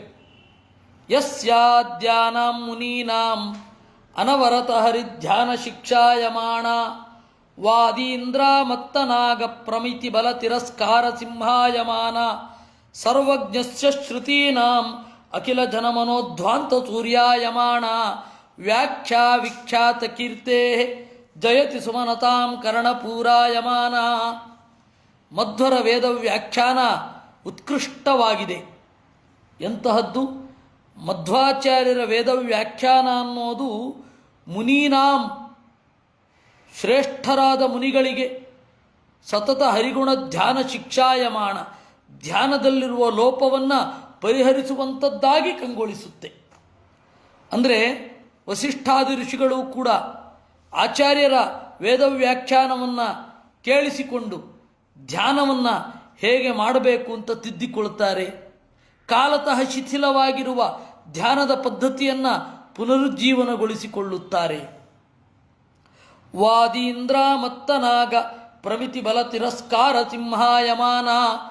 ಶ್ರೇಷ್ಠರಾದ ವಾದಿಗಳು ವಾದ ಮಾಡಿದಾಗ ಅವರ ವಾದವೆಂಬ ಕುಂಭಸ್ಥಳವನ್ನು ಸೀಳುವಂತಹ ಸಿಂಹದಂತೆ ಇದೆ ಆಚಾರ್ಯರ ವೇದ ವ್ಯಾಖ್ಯಾನ. ಜನಮನೋಧ್ವಾಂತ ಸೂರ್ಯಾಯಮಾಣ. ಜನರ ಮನಸ್ಸಿನಲ್ಲಿ ಕವಿದಿರುವ ಅರಿವಳಿಕೆ ಅಥವಾ ಅಜ್ಞಾನವೆಂಬ ಕತ್ತಲಿಗೆ ಸೂರ್ಯನಂತೆ ಇದೆ. ಅಂತಹ ಆಚಾರ್ಯರ ವೇದ ವ್ಯಾಖ್ಯಾನವನ್ನು ಸುಮನತಾಂ ಕರ್ಣಪೂರಾಯಮಾಣ, ದೇವತೆಗಳ ಕಿವಿಯೋಲೆಯಂತೆ ಕಂಗೊಳಿಸ್ತಾ ಇದೆ. ಸುಮನಸ್ಸಂದರೆ ದೇವತೆಗಳು ಮಾತ್ರ ಅಲ್ಲ, ಒಳ್ಳೆಯ ಮನಸ್ಸಿರುವವರು ಯಾರೋ ಅವರೆಲ್ಲರ ಕಿವಿಯೋಲೆಯಂತೆ ಅಂದರೆ ಕೇಳ್ತಾ ಇರ್ತಾರೆ ಅಂತ. ಏನೈಕಾಂತ ಯತಾತ್ಮನ ಮೃಜುವರೇಣಾಚಾರ್ಯ ಆಚಾರ್ಯವಾನ್ ಸನ್ಯಾಸೇನ ನಿಜಾ ಸ್ವಯಂ ಪ್ರಕಟಿತ ನಿಸ್ಸಂಗತಾ ಸಂಸ್ಕೃತೌ ಶ್ಲಾಘ್ಯ ಪಾರಮಹಂಸ ಆಶ್ರಮವರೋ ಯಚ್ಛೀಲ ಗಂಗಾ ಜಲ ಸ್ನಾತೋ ವ್ಯಕ್ತಮಯೋಗ್ಯ ಸಂಗಮ ಭುವೋ ದೋಷಾತ್ ಪುನರ್ಮೋಕ್ಷಿತಃ. ಸನ್ಯಾಸ ಅಲ್ಲಿಯ ತನಕ ಯಾರ್ಯಾರದೋ ಕೈನಲ್ಲಿ ಸಿಲುಕಿ ಕಲುಷಿತವಾಗಿತ್ತು. ಆ ಸನ್ಯಾಸ ಆಚಾರ್ಯರು ತೆಗೆದುಕೊಂಡದ್ರಿಂದ ಪವಿತ್ರ ಆಯಿತು. ಏನೈಕಾಂತ ಯತಾತ್ಮನಾ ಮೃಜುವರೇಣ ಆಚಾರ್ಯವಾನ್ ಸನ್ಯಾಸ. ಸನ್ಯಾಸವೇ ಕುಲಗೆಟ್ಟು ಹೋಗಿತ್ತು. ಅಂತಹ ಸಂದರ್ಭದಲ್ಲಿ ಸನ್ಯಾಸವನ್ನು ಪವಿತ್ರಗೊಳಿಸಿದವರು ಆಚಾರ್ಯರು. ನಾವೆಲ್ಲ ಯಾಕೆ ಸನ್ಯಾಸ ತಗೊಳ್ಬೇಕಾದದ್ದು ಅಂದರೆ ನಾವು ಪವಿತ್ರರಾಗಲಿಕ್ಕೆ. ಆದರೆ ಆಚಾರ ತೆಗೆದುಕೊಂಡದ್ರಿಂದ ಸನ್ಯಾಸ ಪವಿತ್ರ ಆಯಿತು. ಅಲ್ಲಿ ತನಕ ಅಯೋಗ್ಯರೆಲ್ಲ ಸನ್ಯಾಸವನ್ನು ತೆಗೆದುಕೊಂಡು ಹಾಳು ಮಾಡಿದ್ರು. ಲೇಶೇನೋದ್ಭಾಸಿತಾಂಶಾಂ ಭುವಿ ಮನುಜಮತಿಂ ವೀಕ್ಷ ವಿಜ್ಞಾನ ಚಕ್ತಿಂ ಶಾಸ್ತ್ರವ್ಯಾಖ್ಯಾಂ ಚ ಚಿತ್ರಾಂ ಪ್ರವಿತತ ಯಶಸ ಪ್ರಾಶ್ನಿಕಾನಾಂ ಪ್ರಸಂಗೆ ಯಸ್ಯ ಸ್ತೋತುಂ ಪ್ರವೃತ್ತಾಃ ಪ್ರವರಗುಣಮಯೀಂ ಪ್ರಸ್ಖಲಂತ್ಯಾ ಸ್ವವಾಚ ಪ್ರಾಜ್ಞಾ ಪ್ರೋದ್ಯತ್ ಪ್ರಮೋದ ಪ್ರಚುರಭರ ನಮತ್ಸಾಶ್ರುಕಂಠ ಭವಂತಿ. ಭುವಿಯಲ್ಲಿನ ಮನುಷ್ಯರ ಮನಸ್ಸು ಅತ್ಯಂತ ಅಲ್ಪವಾದದ್ದು. ಅವರ ಪ್ರಜ್ಞೆಯೋ ಅತ್ಯಂತ ಅತ್ಯಲ್ಪ. ಮನುಷ್ಯರ ಬುದ್ಧಿಯನ್ನು ನೋಡಿ ಅದಕ್ಕೆ ತಕ್ಕಂತೆ ಆಚಾರ್ಯರು ಒಂದು ಮಾತಾಡೋದಂತೆ. ಆ ಮಾತನ್ನು ನೋಡಿ ಪ್ರಾಶ್ನಿಕಾನಾಂ ಪ್ರಸಂಗೆ, ಎಲ್ಲ ಪ್ರಾಶ್ನಿಕರು, ಅದು ಒಂದು ಅವರಿಗೆ ದೊಡ್ಡದು. ನಮ್ಮ ಒಂದು ಕಣ ಇರುವೆಗೆ ಗುಡ್ಡ, ಒಂದು ಸಕ್ಕರೆ ಕಣ ಇರುವೆಗೆ ಗುಡ್ಡ. ಹಾಗೆ ಆಚಾರ್ಯರ ಒಂದು ಮಾತು ಪ್ರಾಶ್ನಿಕರಿಗೆ ಒಂದೊಂದು ಗುಡ್ಡ ಇದ್ದಾಗೆ. ಇಂತಹ ಮಾತು ಅದು. ಅದನ್ನು ಸ್ತೋತ್ರ ಮಾಡಲಿಕ್ಕೆ ಪ್ರವರ ಗುಣಮಯೀಂ ಪ್ರಸ್ಖಲಂತ್ಯ ಸ್ವವಾಚ ಎದೆ ತುಂಬಿ ಮಾತು ತಡವರಿಸ್ತಾ ಇರುತ್ತೆ. ಅಂತಹ ಆಚಾರ್ಯರ ವಾಣಿ ನಮ್ಮನ್ನು ಪವಿತ್ರಗೊಳಿಸಲಿ. ಸ್ಪೃಷ್ಟಂ ಕರೇಣ ವಿಷಮಪಿ ಅಮೃತಾಯ ದೃಷ್ಟಂ ಯಸ್ಯೋದಯಸ್ಸ ಭಗವಾನ್ ಯದುರಾತಿ ಕಿಂಚಿತ್ ತದ್ಭೇಷಜಾಂ ಗದವತಾಂ ಪ್ರತಿಕ್ಲುಪ್ತಮಾಯುರ್ವೇದೆ ಸುಸಿದ್ಧಮಮುನೇತ್ಯ ವಿಚಾರ್ಯಮೇತತ್. ಆಚಾರ್ಯರು ಕೈಯಿಂದ ಮುಟ್ಟಿದರೆ ವಿಷವೂ ಅಮೃತವಾಗ್ತದೆ. ಆಚಾರ್ಯರು ಕೈಯಿಂದ ಮುಟ್ಟಿದರೆ ಸಾಕು, ವಿಷವೂ ಅಮೃತವಾಗತ್ತೆ. ಸ್ಪೃಷ್ಟಂ ಕರೇಣ ವಿಷಮಪಿ ಅಮೃತಾಯ ದೃಷ್ಟಂ. ಇದನ್ನು ನಾವು ಹೇಳಿದ್ದಲ್ಲ, ವೇದ ಹೇಳಿದ್ದು.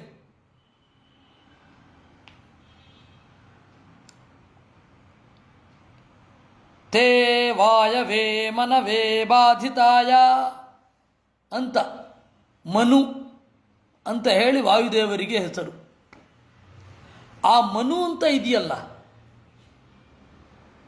ಅದನ್ನು ವೇದ ಹೇಳಿದ್ದು. ಯತ್ಕಿಂಚ ಮನುರವದತ್ ತದ್ಭೇಷಜಂ ಅಂತ. ಮನು ಹೇಳಿದ್ದು ಔಷಧ, ಮನು ಹೇಳಿದಂತೆ ಮುಂದುವರಿಯಿರಿ. ಆ ತರಹದ ಭವರೋಗದ ಔಷಧ ಇದು. ಇನ್ನು ಮಧ್ವಾಚಾರ್ಯರು ಮಹಾಭಾರತ ತಾತ್ಪರ್ಯ ನಿರ್ಣಯವನ್ನು ಬರೆದರು. ಹೆಂಗೆ ಬರೆದರು ಅವರು? ಅದು ಪಾರ್ಷಿಯಲ್ ಆಟೋಬಯೋಗ್ರಫಿ ಮಾರಾಯ ಅವ್ರದ್ದು. ಅದಕ್ಕೆ ನಿರ್ಣಯ ಮಾಡಿದ್ದವರು. ಮೊದಲು ರಾಮಚಂದ್ರನ ಪರವಾಗಿ ನಿಂತು ಯುದ್ಧ ಮಾಡಿದ್ದು, ಆಮೇಲೆ ಕೃಷ್ಣನ ಅಣತಿಯಂತೆ ಧರ್ಮರಾಜನ ಪಕ್ಷದಲ್ಲಿ ನಿಂತು ಯುದ್ಧ ಮಾಡಿದ್ದು. ಆ ಎಲ್ಲ ಘಟನೆಗಳನ್ನು ನೇರವಾಗಿ ನೋಡಿದ್ದಾರೆ. ಅದರಿಂದಾಗಿ ಅವರು ವೇದವ್ಯಾಸರ ಮನಸ್ಸಿನಲ್ಲಿ ಯಾವ ಭಾವನೆ ಇತ್ತು ಅಂತ ಹೇಳಿ ಬರೆದದ್ದು. ಅದರಲ್ಲೇನು ಆಶ್ಚರ್ಯ ಇದೆ ಅವರು ಬರೆದದ್ರಲ್ಲಿ. ಅವರು ಇಲ್ಲಿ ಸನ್ಯಾಸಿಯಾದಾಗ ಆ ಇವನನ್ನು ಕೋಡಿಂಜಾಡಿ ಅನ್ನುವ ಮೂಡೆಂಬಡಿತ್ತಾಯ ಅನ್ನುವವನನ್ನು ಪೂರ್ವವಾಟ ಅನ್ನೋದು ಸಂಸ್ಕೃತದ ರೂಪಾಂತರ. ಮೂಲಭೂತವಾಗಿ ಕೋಡಿ ಅಂದರೆ ಗರಡಿ, ಕೋಡಿ ಮಜಲು, ಕೋಡಿಪ್ಪಾಡಿ ಅಂತೆಲ್ಲ ನೀವು ಅಲ್ಲೆಲ್ಲ ಹೋದರೆ ಇರುತ್ತೆ. ಕೋಡಿ ಹಾಲು ಬೈಲು, ಕೋಡಿ ಅಂದರೆ ಗರಡಿ ಅಂತ. ಕೋಡಿಂಜಾಡಿ ಅದನ್ನು ಸಂಸ್ಕೃತದಲ್ಲಿ ಗಂಡ ಅಂತ ಕರೀತಾರೆ. ಗಂಡ ಅಂದರೆ ಗರಡಿ. ಯಾರಿಗೂ ಗೊತ್ತು, ಗಂಡವೇ ಗರಡಿ ಆಗಿರ್ಬೋದು ಕನ್ನಡದಲ್ಲಿ. ಗಂಡ ವಾಟ ಅಂದರೆ ಹಾಡಿ ಪಾಡಿ ಅಲ್ಲ. ಹೆಂಡತಿ ಗಂಡನಲ್ಲಿ ಬೇಡ, ನೀವು ನಗೋದು ಬೇಡ. ಹೆಂಡತಿ ಗಂಡನಲ್ಲಿ ಗಂಡ ಗರಡಿ ಅಲ್ಲ, ಪಕ್ಕ ಗೊತ್ತಾಯ್ತು ನಕ್ಕಿದ್ರಿಂದ.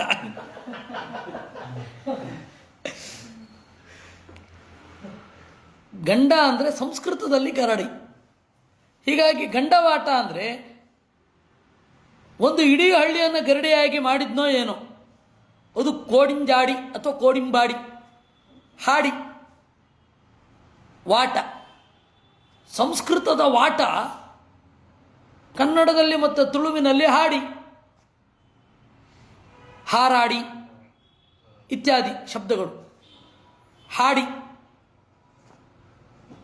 ಅದರಿಂದ ಕೋಡಿಂಜಾಡಿ ಅಂದರೆ ಗಂಡವಾಟ. ಅವ್ರದ್ದೆಲ್ಲ ಮಣಿಸಿದ್ರು. ಮೂಡೆಂಬಾಡಿ ಪೂರ್ವವಾಟ.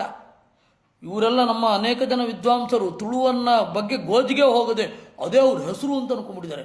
ಗಂಡವಾಟ ಪೂರ್ವವಾಟ, ಗಂಡವಾಟ ಪೂರ್ವವಾಟ. ಅದು ಅವ್ರ ಹೆಸರಲ್ಲ, ಅವರು ಸರ್ನೇಮ್ ಅದು. ಅದು ಯಾವುದೋ ಆ ಕಾಲದಲ್ಲಿ ಅವ್ರು ಇದ್ದವರು. ಆ ಪಂಡಿತಾಚಾರ ಅವ್ರ ಬಗ್ಗೆ ಎಲ್ಲ ಹೇಳಲಿಲ್ಲ. ಕೋಡಿಂಬಾಡಿ ಅಷ್ಟೇ. ಅವ್ರ ನಿಜವಾದ ಹೆಸರೇನಿತ್ತೋ ಯಾರಿಗೂ ಗೊತ್ತು. ಅವ್ರನ್ನೆಲ್ಲ ಮಣಿಸಿದ್ರು ಅನ್ನೋದು ದೊಡ್ಡ ಸಂಗತಿಯೇ ಅಲ್ಲ. ಅಲ್ಲಿ ರಾಕ್ಷಸರನ್ನೇ ಮಣಿಸಿದ್ದಾರೆ ಅವರ ಪೂರ್ವಾವತಾರಗಳಲ್ಲಿ. ನಾತ್ರ ಕಿಂ ವಿಸ್ಮಯ ತತ್ರ ಕಿಂ ವಿಸ್ಮಯ ಸ್ಯಾತ್. ಅದರಲ್ಲೇನು ಆಶ್ಚರ್ಯ? ನನಗೇನೋ ಆಶ್ಚರ್ಯ ಕಾಣಿಸ್ತಿಲ್ಲ. ಮೊದಲು ಆಶ್ಚರ್ಯ ಆಗ್ತಾ ಇತ್ತು ಆಚಾರ್ಯ ಯಾರು ಅಂತ ಗೊತ್ತಾಗದೆ ಹೋದಾಗ. ಆಚಾರ್ಯ ಯಾರು ಅಂತ ಗೊತ್ತಾದ ಮೇಲೆ ಅಯ್ಯೋ ಘಟೋತ್ಕಚನಂತಹ ಮಗನನ್ನು ಪಡೆದವರಿಗೆ ಇವರು ಹುಳಗಳು.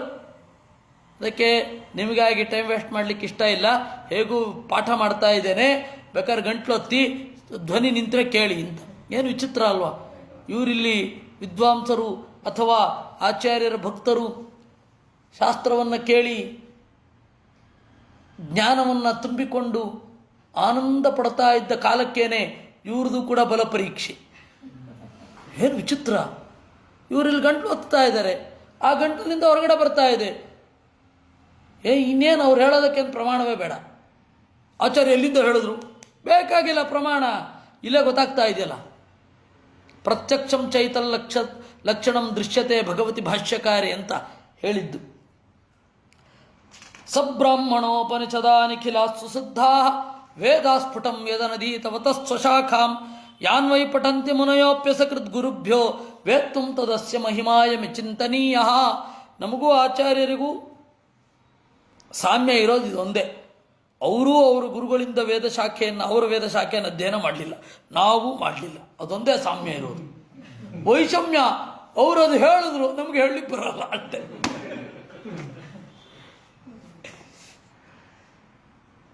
ಕಾರಣ ಏನು ಅಂದರೆ ಅವ್ರಿಗೆ ಹಾಗೇ ಹೊಳೆಯುತ್ತೆ, ಅದನ್ನು ಅವ್ರು ತೋರಿಸಿದ್ರು. ನಾವು ತೈತ್ತಿರಿಯ ಶಾಖೆಯವರು, ಆಚಾರ್ಯರು ತೈತ್ತಿರಿಯ ಶಾಖೆಯವರು, ಅದಿನ್ನೂ ಹತ್ತಿರ. ಆದರೆ ಆಚಾರ್ಯರು ಸಗುರು ಮುಖದಿಂದ ಕೇಳಲಿಲ್ಲ, ನಾವು ಕೇಳಲಿಲ್ಲ. ನಾವು ಅಂದರೆ ಸಾಮೂಹಿಕವಾಗಿ ಹೇಳ್ತಾ ಇರೋದು ನಾನು. ಜ್ಯೋತಿಷ್ಶಾಸ್ತ್ರಂ ಯದೇಕಂ ಭವತಿ ಭುವಿ ಭವಿಷ್ಯತ್ಯತೀತೆ ಚ ಸಾಕ್ಷಾತ್ ಚಕ್ಷು ಪ್ರತ್ಯಕ್ಷಮಸ್ಯ ಪ್ರಕಟಮಪಿ ತದಾದ್ಯಂಗ ಷಟ್ಕಂ ಯಥಾ ಸ್ವಂ ಕೋಶಸ್ಮಾತ್ ಪಂಚರಾತ್ರೇಷು ಅಪರಿಮಿತ ವಿಧಾಸ್ತಂತ್ರಸಾರ ಪ್ರಣೇತು ವಿದ್ಯಾ ಪೌರಾಣಿಕಾನಾಂ ಬಹುವಿಧ ವಿಷಯ ಛೇತ್ತುರನ್ಯ ಪ್ರವೇದ. ಜ್ಯೋತಿಷ್ಶಾಸ್ತ್ರಂ ಯದೇಕಂ, ಹಿಂದಿನದ್ದನ್ನು ತಿಳ್ಕೊಳ್ಬೇಕಾದ್ರೆ ನಾವು ಹಿಸ್ಟ್ರಿ ತಿಳ್ಕೊಳ್ಬೇಕು. ಏನು ಮಾಡಬೇಕು? ಜ್ಯೋತಿಷ್ಶಾಸ್ತ್ರ ಒಂದೇ ಕಣ್ಣು ಅಲ್ಲ, ದಾಖಲೆಗಳಿಲ್ವೇ? ಏನು ದಾಖಲೆ? ಅದೆಲ್ಲ ಸಮಾಜದ ಬಗ್ಗೆ ಇರಬಹುದೋ ಏನೋ. ಅದು ಏನು ಇವರು ಪೇಪರಲ್ಲಿ ಇಟ್ಟಿರೋದು, ಅದನ್ನು ಆರ್ಕೈವ್ ಮಾಡಿರೋದು, ಅದರಿಂದ ಇತಿಹಾಸ ತಿಳಿಯುತ್ತೆ ಅಂತ ಭ್ರಮೆ. ಆಯಿತು, ನಮ್ಮ ಪೂರ್ವ ಇತಿಹಾಸವನ್ನು ತಿಳ್ಕೊಳ್ಳಿಕ್ಕೆ ಎಲ್ಲ ಹೋಗ್ಬೇಕು ನಾನು. ಯಾವ ಪೇಪರ್ನವರು ಬರೆದಿರಲ್ಲ, ಅವ್ರು ಇದ್ದವ್ರದೇ ಸರಿಯಾಗಿ ಬರೆದಿರಲ್ಲ, ಇನ್ನು ಪ್ರತಿಯೊಬ್ಬರದ್ದು ದಾಖಲೆ ಇರುತ್ತೇನು? ನಮಗೆ ಜ್ಯೋತಿಷ್ಶಾಸ್ತ್ರ ಒಂದೇ ಕಣ್ಣು. ಆದರೆ ಆಚಾರ್ಯರಿಗೆ 6 ಅಂಗಗಳು ಅವರ ಸ್ವಂತ ಅಂಗ ಇದ್ದ ಹಾಗೆ.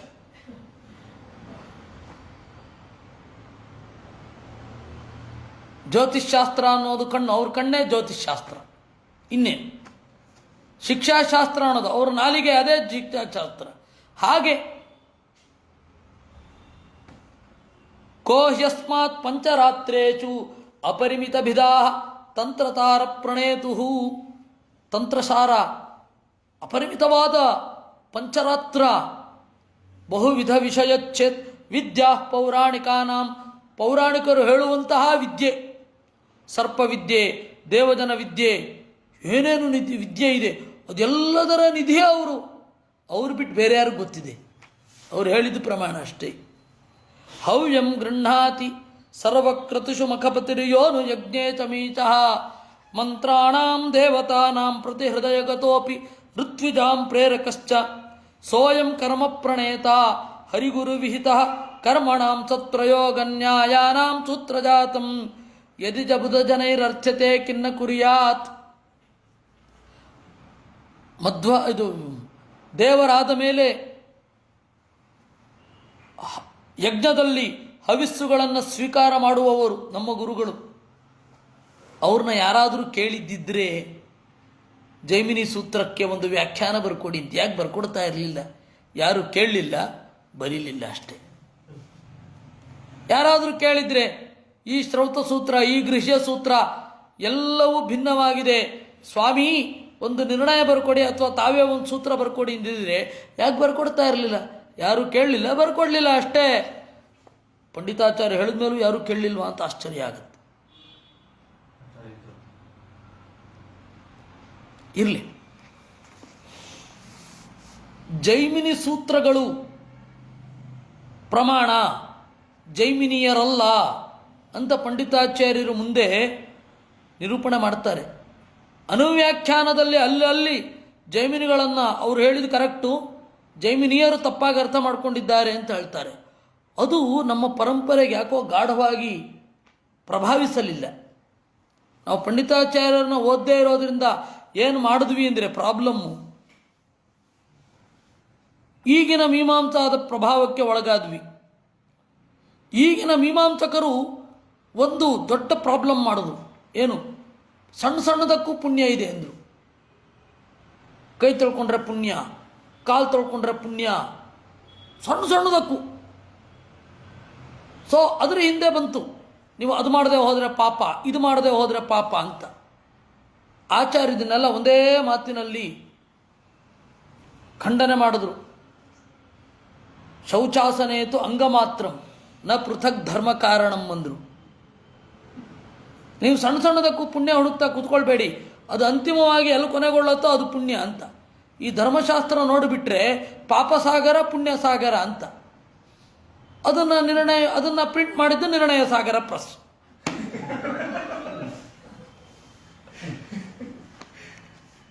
ಮೊದಲು ಪ್ರಿಂಟ್ ಮಾಡಿದ್ದು ಅದು ಮುಂಬೈನಲ್ಲಿ ನಿರ್ಣಯ ಸಾಗರ ಅಂತ ಒಂದು ಪ್ರೆಸ್ಸು 1903 4 ಅದಕ್ಕಿಂತ ಹಿಂದೆಯಿಂದ ಅದು ಸ್ಥಾಪನೆ ಆಗಿತ್ತು 1890. ಅವಾಗೆಲ್ಲ ದಕ್ಷಿಣ ಭಾರತದಲ್ಲಿ ಪ್ರೆಸ್ಸಲ್ಲಿತ್ತು, ಎಲ್ಲ ಅಲ್ಲಿಗೆ ಹೋಗ್ತಾ ಇದ್ರು. ಆಮೇಲೆ ಮಂಗಳೂರಲ್ಲಿ ಬಾಸಲ್ ಮಿಷನ್ ಪ್ರೆಸ್ ಎಲ್ಲ ಬಂತು. ಇರಲಿ ಹೇಳಿದ್ದು ಅದು ಪುಣ್ಯ ಸಾಗರ, ಇಲ್ಲ ಪಾಪ ಸಾಗರ. ನೀವು ಅದು ಮಾಡದೆ ಹೋದರೆ ಪಾಪ, ಇದು ಮಾಡದೆ ಹೋದರೆ ಪಾಪ, ಬೆಳಗ್ಗೆ ಏಳದೆ ಹೋದರೆ ಪಾಪ, ಎದ್ದು ಶಿವರಾತ್ರಿ ದಿವಸ ಶಿವನನ್ನು ನೋಡದೆ ಹೋದರೆ ಕತ್ತೆ ಜನ್ಮ, ಈ ಥರದ್ದೇ. ಅದನ್ನೆಲ್ಲ ಆಚಾರ್ಯರ ಅರ್ಥವಾದ, ಬೇಡ ಅದು ತಲೆ ಕೆಡಿಸ್ಕೊಳ್ಬೇಡಿ, ಸಿದ್ಧವಾಗಿ ಇದನ್ನು ಮಾಡಿ ಅಂತಂದರು. ನಾವು ಅದನ್ನು ನೋಡಲಿಲ್ಲ. ನಾವು ಆಚಾರ್ಯಗಿಂತ ನಂತರ ಬಂದ ಧರ್ಮಶಾಸ್ತ್ರಕಾರರು ಬಹಳ ಪ್ರಮಾಣ ನಮಗೆ. ಅದು ಇದ್ದು ಹಾಗೆ ಹೀಗೆ ಸಣ್ಣ ಸಣ್ಣದ್ರಲ್ಲೂ 20 ಸರ್ತಿಯೇ ಬಾಯಿ ಮುಕ್ಕಳಿಸ್ಬೇಕು, 30 ಸರ್ತಿಯೇ ಇದು ಹಚ್ಕೊಂಡು, ಏನದು ಮಣ್ಣು ಹಚ್ಕೊಂಡು ಮೃತ್ತಿಕೆ ಹಚ್ಕೊಂಡು ಕೈ ತೊಳ್ಕೊಳ್ಬೇಕು. ಅದರ ಸ್ಪಿರಿಟ್ ಏನು ಅಂದರೆ ನಿಮ್ಮ ಮೈಯಿಂದ ದುರ್ವಾಸನೆ ಬರೋದಿರಲಿ ಅಂತ ಅಷ್ಟೇ ಆಚಾರ್ಯ ಹೇಳೋದು. ಯಾವತ್ ಪೂತೇರ್ ವಿಪರ್ಯಯ. ಒಂದು ಸರ್ತಿ ಕುಮುದಮ್ಮನವರು ಒಬ್ಬರು ಕಡೆ ಕೇಳಿ, ಇಷ್ಟು ಸರ್ತಿ ಬಾಯಿ ಮುಕ್ಕಳಿಸ್ಬೇಕು, ಇಷ್ಟುದ್ದದ ಗಂಧ ಏನು ದಂತಧಾವನವೇ ಆಗಬೇಕು. ಅವರು ಮಾರ ದಿವಸದ ಉಪನ್ಯಾಸಕ್ಕೆ ಹೋದ್ರೋ ಆ ಶಿಕ್ಷೆಯನ್ನು ಬೇಕಂತ ಅನುಭವಿಸಿದ್ರು, ಅವ್ರನ್ನೇ ಕೇಳಬೇಕು, ನಂಗೆ ನೆನಪಿಲ್ಲ ಈಗ. ವಸ್ತುತಃ ಅದು ಯಾವುದೂ ಅಲ್ಲ. ನೀವು ಮನ್ವಾದಿ ಸ್ಮೃತಯೋಪಿ ಆನುಕೂಲ್ಯತಃ ಅಂದರು ಆಚಾರ್ಯರು. ಮನುಸ್ಮೃತಿ ಮೊದಲಾದವುಗಳನ್ನು ನಿಮ್ಮ ಕಾಲಕ್ಕೆ ತಕ್ಕಂತೆ ಅರ್ಥೈಸಿಕೊಳ್ಳಿ ಅಂತ. ಯಾಕೆಂದರೆ ಧರ್ಮಶಾಸ್ತ್ರ ಬದಲಾಗ್ತಾ ಹೋಗುತ್ತೆ, ನ್ಯಾಯ ಬದಲಾಗಲ್ಲ. ನಿತ್ಯ ಧರ್ಮಕ್ಕನುಗುಣವಾಗಿ ಅನಿತ್ಯ ಧರ್ಮವನ್ನು ಹೊಂದಿಸಿಕೊಳ್ಳಬೇಕು. ನಿತ್ಯ ಧರ್ಮ ಯಾವುದು? ದೇವರ ಗುಣದ ಚಿಂತನೆ, ಅದಕ್ಕಾಗಿ ವೇದಗಳ ಅಧ್ಯಯನ. ಜಗತ್ತಿನ ಬದಲಾವಣೆ, ಅದಕ್ಕಾಗಿ ವೇದಗಳ ಅಧ್ಯಯನ. ಅದಕ್ಕನುಗುಣವಾಗಿ ಇದನ್ನು ಚಿಂತನೆ ಮಾಡೋದು. ಇದು ಮಾಧ್ವರ್ಗೆ ಗೊತ್ತೇ ಆಗಲಿಲ್ಲ ಕಡೆಗೂ ಕೂಡ. ಪಾಪ ಇವರ ತಪ್ಪಿನಿಂದ ಮಧ್ವರು ವಿಲನ್ನಾಗಿ ನಿಂತರು. ಮಾಧ್ವರು ಬರೀ ಮಡಿ ಮಾಡ್ತಾರೆ, ಒಂದು ಸ್ವಲ್ಪ ಕಾಮನ್ ಸೆನ್ಸು ಇರಲ್ಲ. ಅದಕ್ಕೆ ಮಧ್ವಾಚಾರ್ಯ ಕಾರಣ ಅಂತ. ಪಾಪ ಮಧ್ವಾಚಾರ್ಯ ಕಿವಿಲ್ ಬಂದು ಹೇಳಿದ್ರೆ ನೀವು ಕಾಮನ್ ಸೆನ್ಸ್ ಇಟ್ಕೋಬೇಡಿ ಅಂತ. ಇವೇನು ಆ ಥರ ಆಡ್ತಾರಪ್ಪ, ಇವರು ಹಾಗೆ ಮಾಡ್ತಾರೆ. ನಾವು ಯಾರು ಮಾನ ತೆಗಿತಾ ಇದ್ದೀವಿ ಅಂತ ತಿಳ್ಕೊಳ್ಳೋಲ್ಲ, ಹೀಗೆ ಮಾಡ್ತಾರೆ. ಭಾಷ್ಯಂತೆ ಹ್ಯಪರಿಮಿತ ಸಮಸ್ತ ವೇದೇಶು ಏತೇನ ಪ್ರತಿಪದಮ ಪ್ರಯತ್ನಮರ್ಥಾ ಏಕೈಕಂ ಸುಕರತರಂ ತದೇಶು ಭಾಷ್ಯಂ ಖಿನ್ನ ಸ್ಯಾತ್ ಸುರವರ ಸೇವಿತೇನ ತೇನ. ಆಚಾರ್ಯ ಭಾಷ್ಯ ಬರೆದ್ರು ಅಂತ ಏನು ಎಫರ್ಟ್ ಹಾಕಲಿಲ್ಲ ನೋಡಿ. ಅಷ್ಟು ವರ್ಷ ಅಧ್ಯಯನ ಮಾಡಿ ಈ ಭಾಷ್ಯ ಬರೆದಿದ್ದಾರೆ ಅಂತ ಯಾರಿಗೆ ಹೇಳಬೇಕು? ನಮ್ಮಂಥವ್ರಿಗೆ ಹೇಳಬೇಕು. 40 ವರ್ಷ ಓದಿ ಒಂದು ಗ್ರಂಥ ಬರೆದಿದ್ದಾರೆ, 10 ವರ್ಷ ಓದಿ ಒಂದು ಗ್ರಂಥ ಬರೆದಿದ್ದಾರೆ. ಯಾರು ಹೇಳಬೇಕು? ನಮ್ಮಂಥವ್ರಿಗೆ ಹೇಳಬೇಕು. ಆಚಾರ್ಯರಿಗೆ ಅವರು ಭಾಷ್ಯ ಬರೆದಿದ್ರಲ್ಲಿ ಏನು ಆಶ್ಚರ್ಯವೇ ಇಲ್ಲ. ಭಾಷ್ಯಂತೆ ಹ್ಯಪರಿಮಿತಾ ಸಮಸ್ತ ವೇದೇಶು ಏತೇನ ಪ್ರತಿಪದಂ. ಆರಾಮವಾಗಿ ವಿತೌಟ್ ಆನ್ ಎಫರ್ಟ್ ಆಚಾರ್ಯರು ಒಂದು ಸೂತ್ರ ಇದೆ, ಒಂದು ಭಾಷ್ಯ ಇದೆ, ಒಂದು ವೇದ ಇದೆ, ಒಂದು ಭಾಷ್ಯ ಇದೆ, ಆರಾಮಾಗಿ ಹೇಳ್ತಾ ಹೋಗ್ತಾರೆ ಅವರು. ಅಪ್ರಯತ್ನಂ, ಯಾವುದೇ ಪ್ರಯತ್ನವೇ ಇಲ್ಲದೆ ಹೇಳ್ತಾ ಹೋಗ್ತಾರೆ. ಅವರು ಒಂದು ಅರ್ಥಕ್ಕೆ ಒಂದು ಭಾಷ್ಯ ಬರೀಲಿಕ್ಕಾಗಲ್ವಾ? ಖಿನ್ನಸ್ಯಾತ್ ಸುರವರ ಸೇವಿತೇನ ತೇನ. ಅದರಿಂದಾಗಿ ಆಚಾರ್ಯರು ಆರಾಮವಾಗಿ ಭಾಷ್ಯವನ್ನು ರಚನೆ ಮಾಡಿದ್ದು. ಅವರು ಎಷ್ಟು ಆರಾಮ ಅಂತ ಹೇಳಿ ಇದರಲ್ಲಿ ಹೇಳ್ತಾರೆ. ಅನುವ್ಯಾಖ್ಯಾನದ ಪ್ರಸಂಗದಲ್ಲಿ ಮಧ್ವವಿಜಯದಲ್ಲಿ 4 ಜನ ಶಿಷ್ಯರನ್ನು ಕೂಡಿಸಿಕೊಂಡ್ರಂತೆ. ಡಿಕ್ಟೇಟ್ ಮಾಡ್ತಾ ಹೋಗಿದ್ದು ಕೂಡಲೇ ಏನು, ಮೊದಲನೇ ಪಾದ, ಮೊದಲನೇ ಅಧ್ಯಾಯ ಮೊದಲನೇ ಪಾದ ಮೊದಲನೇ ಶ್ಲೋಕ, ಇವನಿಗೆ 2ನೇ ಅಧ್ಯಾಯ ಮೊದಲನೇ ಪಾದ ಮೊದಲನೇ ಶ್ಲೋಕ, 3ನೇ ಅಧ್ಯಾಯ ಮೊದಲನೇ ಪಾದ ಮೊದಲನೇ ಶ್ಲೋಕ, 4ನೇ ಅಧ್ಯಾಯ ಮೊದಲನೇ ಪಾದ ಮೊದಲನೇ ಶ್ಲೋಕ. ಎರಡು ಇವನು ಬರ್ಕೊಳ್ತಾ ಇರ್ಬೇಕಾದ್ರೆ ಇವನಿಗೆ, ಇವನು ಬರ್ಕೊಳ್ತಾ ಇರ್ಬೇಕಾದ್ರೆ ಇವನಿಗೆ, ಆ ಥರ ಹೇಳ್ತಾ ಹೋಗಿದ್ದು. ಆರಾಮವಾಗಿ, ಭಾಳ ಕಷ್ಟ ಏನು ಪಡ್ತಾ ಇರಲಿಲ್ಲ. ಈ ರೀತಿ ಪ್ರತ್ಯಕ್ಷಸ್ಯ ಹೃದಯ ವಿಶದೇ ಸತ್ಯಕಾಮಸ್ಯ ಕಾಮಾನ್, ಆ ತರಹದ ಜ್ಞಾನ ಬಲ ಯಾರು ಬಲ್ಲವರು? ಗಂಧರ್ವ ವಿದ್ಯಾ ನಿಪುಣಶ್ಚ ತಸ್ಯ ಗಂಧರ್ವವರ್ಯೈರನುಗೀತ ಕೀರ್ತೆ ಕಲಾಸಶೇಷ ಹೃದಯೇ ಗುರೋರ್ನಃ ಕರೋಲ್ಲಸತ್ ಕಂದುಕವದ್ವಿಭಾಂತಿ. ಗಂಧರ್ವ ವಿದ್ಯಾ ನಿಪುಣಸ್ಯ ತಸ್ಯ, ಗಂಧರ್ವರು ಕೂಡ ಮೆಚ್ಚಿ ಹೊಗಳುವಂತಹ ಸಂಗೀತದ ಶಕ್ತಿ, ಕಲಾಹ ಎಲ್ಲ ಕಲೆಗಳು ಕೂಡ ಹೃದಯೇ ಗುರೋರ್ನಃ ನಮ್ಮ ಗುರುಗಳ ಹೃದಯದಲ್ಲಿದೆ. ವಿದ್ಯೆ ಮಾತ್ರ ಅಲ್ಲ, ಕಲೆಯೂ ಗೊತ್ತಿದೆ. ವಿದ್ಯೆ ಬೇರೆ, ಕಲೆ ಬೇರೆ. ಚತುಷ್ಷಷ್ಟಿ ಕಲೆಗಳು, 64 ಕಲೆ, 64 ವಿದ್ಯೆ ಅಲ್ಲ, ಋಗ್ವೇದಾದಿ ವಿದ್ಯೆಗಳು. ಆ ಕಲೆಗಳಲ್ಲಿ ಕಾಮಶಾಸ್ತ್ರ ಪರಿಣತಿಯೂ ಇರುತ್ತೆ. ಪಾಪ ವಿಜೇಂದ್ರ ಸ್ವಾಮಿಗಳಿಗೆ ಯಾಕ್ರಿ ಬೇಕದು? ಕಲೆಗಳು ಅನ್ಬೇಕು, ವಿದ್ಯೆ ಅನ್ಬಾರದು. ಚತುಷ್ಷಷ್ಟಿ ಕಲಾಪಾರಂಗತರು, ವಿದ್ಯಾಪಾರಂಗತರು ಅನ್ಬಾರದು. ನಮ್ಮ ಗುರುಗಳಿಗೆ ಕರೋಲ್ಲಸತ್ ಕಂದುಕವದ್ ವಿಭಾಂತಿ, ಕೈಯ ಒಳಗಡೆ ಇರುವ ಚೆಂಡಿನ ಹಾಗೆ. ಅದರಲ್ಲಿ ಒಂದು ತಮಾಷೆ ಇದೆ. ಚೆಂಡಿನ ಆಚೆ ಮೂಲೆ ನೋಡಬೇಕು ಅಂದರೆ ಹೀಗೆ ಅನ್ಬೇಕು ಅಷ್ಟೇ. ಚೆಂಡಿನ ಈಚೆ ಮೂಲೆ ನೋಡಬೇಕು ಅಂದರೆ ಹೀಗೆ, ಕೆಳಗಿನದ ಮೇಲ್ಗಡೆ ಬರಬೇಕು ಅಂದರೆ ಹೀಗೆ ಅಲಗಾಡಿಸ್ಬೇಕಷ್ಟೆ. ಆಲೋಚನೆ ಸತಿ ಸರ್ವ ವಿಷಯಂ ಜ್ಞಾನಂ ಅಂತ ಮಧ್ವಾಚಾರ್ಯರ ಮಾತು ಅದು. ರುಜುಗಳಿಗೆ ಆಲೋಚನೆ ಮಾಡಿದರೆ ಸರ್ವಜ್ಞತ್ವ, ಸರ್ವ ವಿಷಯ ಜ್ಞಾನ. ರುಜು ಭಿನ್ನರಿಗೆ ಆಲೋಚನೆ ಮಾಡಿದ್ರೂ ಅಸರ್ವ ವಿಷಯಂ ಜ್ಞಾನಂ. ಅಪರೋಕ್ಷ ಜ್ಞಾನಿಗಳೆಲ್ಲ ಸರ್ವಜ್ಞರಾಗಿರಬೇಕು ನಿಯಮ ಇಲ್ಲ. ಏಕೆಂದರೆ ಎಂತಹ ಅಪರೋಕ್ಷ ಜ್ಞಾನಿ ಅಂದರೆ ದೇವರನ್ನು ಒಂದು ಕ್ಷಣ ನೋಡಿದವನು ಅಪರೋಕ್ಷ ಜ್ಞಾನಿಯೇ. ವಿದ್ಯುದ್ವನ್ ಮಾನುಷಾ ವಿದ್ಯುಹು. ಹೀಗಾಗಿ ಅವರು ಪರಿಸರಕ್ಕೆ ತಕ್ಕ ಹಾಗೆ ವಿಷಯವನ್ನು ಗ್ರಹಿಸಿರ್ತಾರೆ. ಎಲ್ಲ ಸತ್ಯಗಳು ಎಲ್ಲ ಸಂದರ್ಭದಲ್ಲಿ ಗೊತ್ತಾಗಬೇಕು ಅಂತಿಲ್ಲ ಅವರಿಗೆ. ಆ ಹಿನ್ನೆಲೆಯಲ್ಲಿ ರುಜುಗಳಿಗೂ ಈ ಥರ, ಅದಕ್ಕೆ ಅವರು ಕರೋಲಸತ್ ಕಂದುಕವತ್ತಂತ. ಕೈಯಲ್ಲಿ ಇರುವ ಚೆಂಡಿನ ಹಾಗೆ ಎಲ್ಲ ವಿದ್ಯೆಗಳು ಎಲ್ಲ ಕಲೆಗಳು ನಮ್ಮ ಗುರುಗಳಲ್ಲಿ ಇವೆ. ಹೀಗಂದ್ರೆ ಸಾಕು, ಗೊತ್ತಾಗ್ಬಿಡುತ್ತೆ. ಆಚೆ ಈಚೆ ಮೇಲೆ ಕೆಳಗೆ ಎಲ್ಲ. ಅದು ದೇವೇಂದ್ರ ತೀರ್ಥರು ಮಾಡಿದ ಅರ್ಥ. ಕರತಲ ಅಮಲ ಕ ಅಂತ. ಕರತಲ ಕೈಯಲ್ಲಿರುವ, ಅಮಲ ನಿರ್ಮಲವಾದ, ಕ ನೀರು ಅಂತ. ಕರತಲ ಆಮಲಕ ಅಂತ ಅದಿರೋದು. ಆಮಲಕ ಅಂದರೆ ನೆಲ್ಲಿಕಾಯಿ, ಕೈಯೊಳಗಿನ ನೆಲ್ಲಿಕಾಯಿ ಅಂತಲೇ ಅರ್ಥ ಮಾಡಬೇಕು. ಯಾಕೆಂದರೆ ಕಂದುಕವತ್ತಂತ ಆಚಾರ್ಯನ ನೋಡಿದವ್ರ ಮಾತಿದೆ. ಒಳ್ಳೆ ಹೊಳಹು ಅದು. ಕರತಲ ಅಮಲಕ ಅಂತ, ಅಂಗೈಯಲ್ಲಿರುವ ನಿರ್ಮಲವಾದ ನೀರಿನ ಹಾಗೆ ಅಂತ. ಕರೆಕ್ಟ್ ಅದು. ಆದರೆ ಇದು ಇರೋದು ಹೀಗೆ.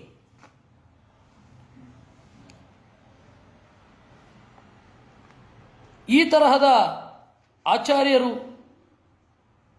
ಪ್ರಣಮ್ಯ ಸಮ್ಯ ಪ್ರಣತೇಷ್ಟದಂ ತಂ ವ್ಯಾಖ್ಯಾಂ ಕರೋಮ್ಯದ್ಯ ಯಥಾವಬೋಧಂ ತಸ್ಯಾಜ್ಞಯೈವಾನು ಗೃಹೀತ ಬುದ್ಧಿ ಸತ್ಸೂತ್ರ ಭಾಷ್ಯಸ್ಯ ಕೃತೇನ ತೇನ. ಅವರ ಅಣತಿ ಮಾಡಿದರು, ಅದರಿಂದಾಗಿ ಈ ಭಾಷ್ಯಕ್ಕೆ ವ್ಯಾಖ್ಯಾನ ಮಾಡುತ್ತೇನೆ. ಆಂಜಸ್ಯೇನ ಏಕಮಪ್ಯರ್ಥಂ ಲೇಷತೋ ವಕ್ತುಮುತ್ಸಹೇ ಸಹಸ್ರಾರ್ಥಸ್ಯ ಭಾಷ್ಯಸ್ಯ ಪ್ರಸನ್ನ ಸಂತು ಸಜ್ಜನಾಃ.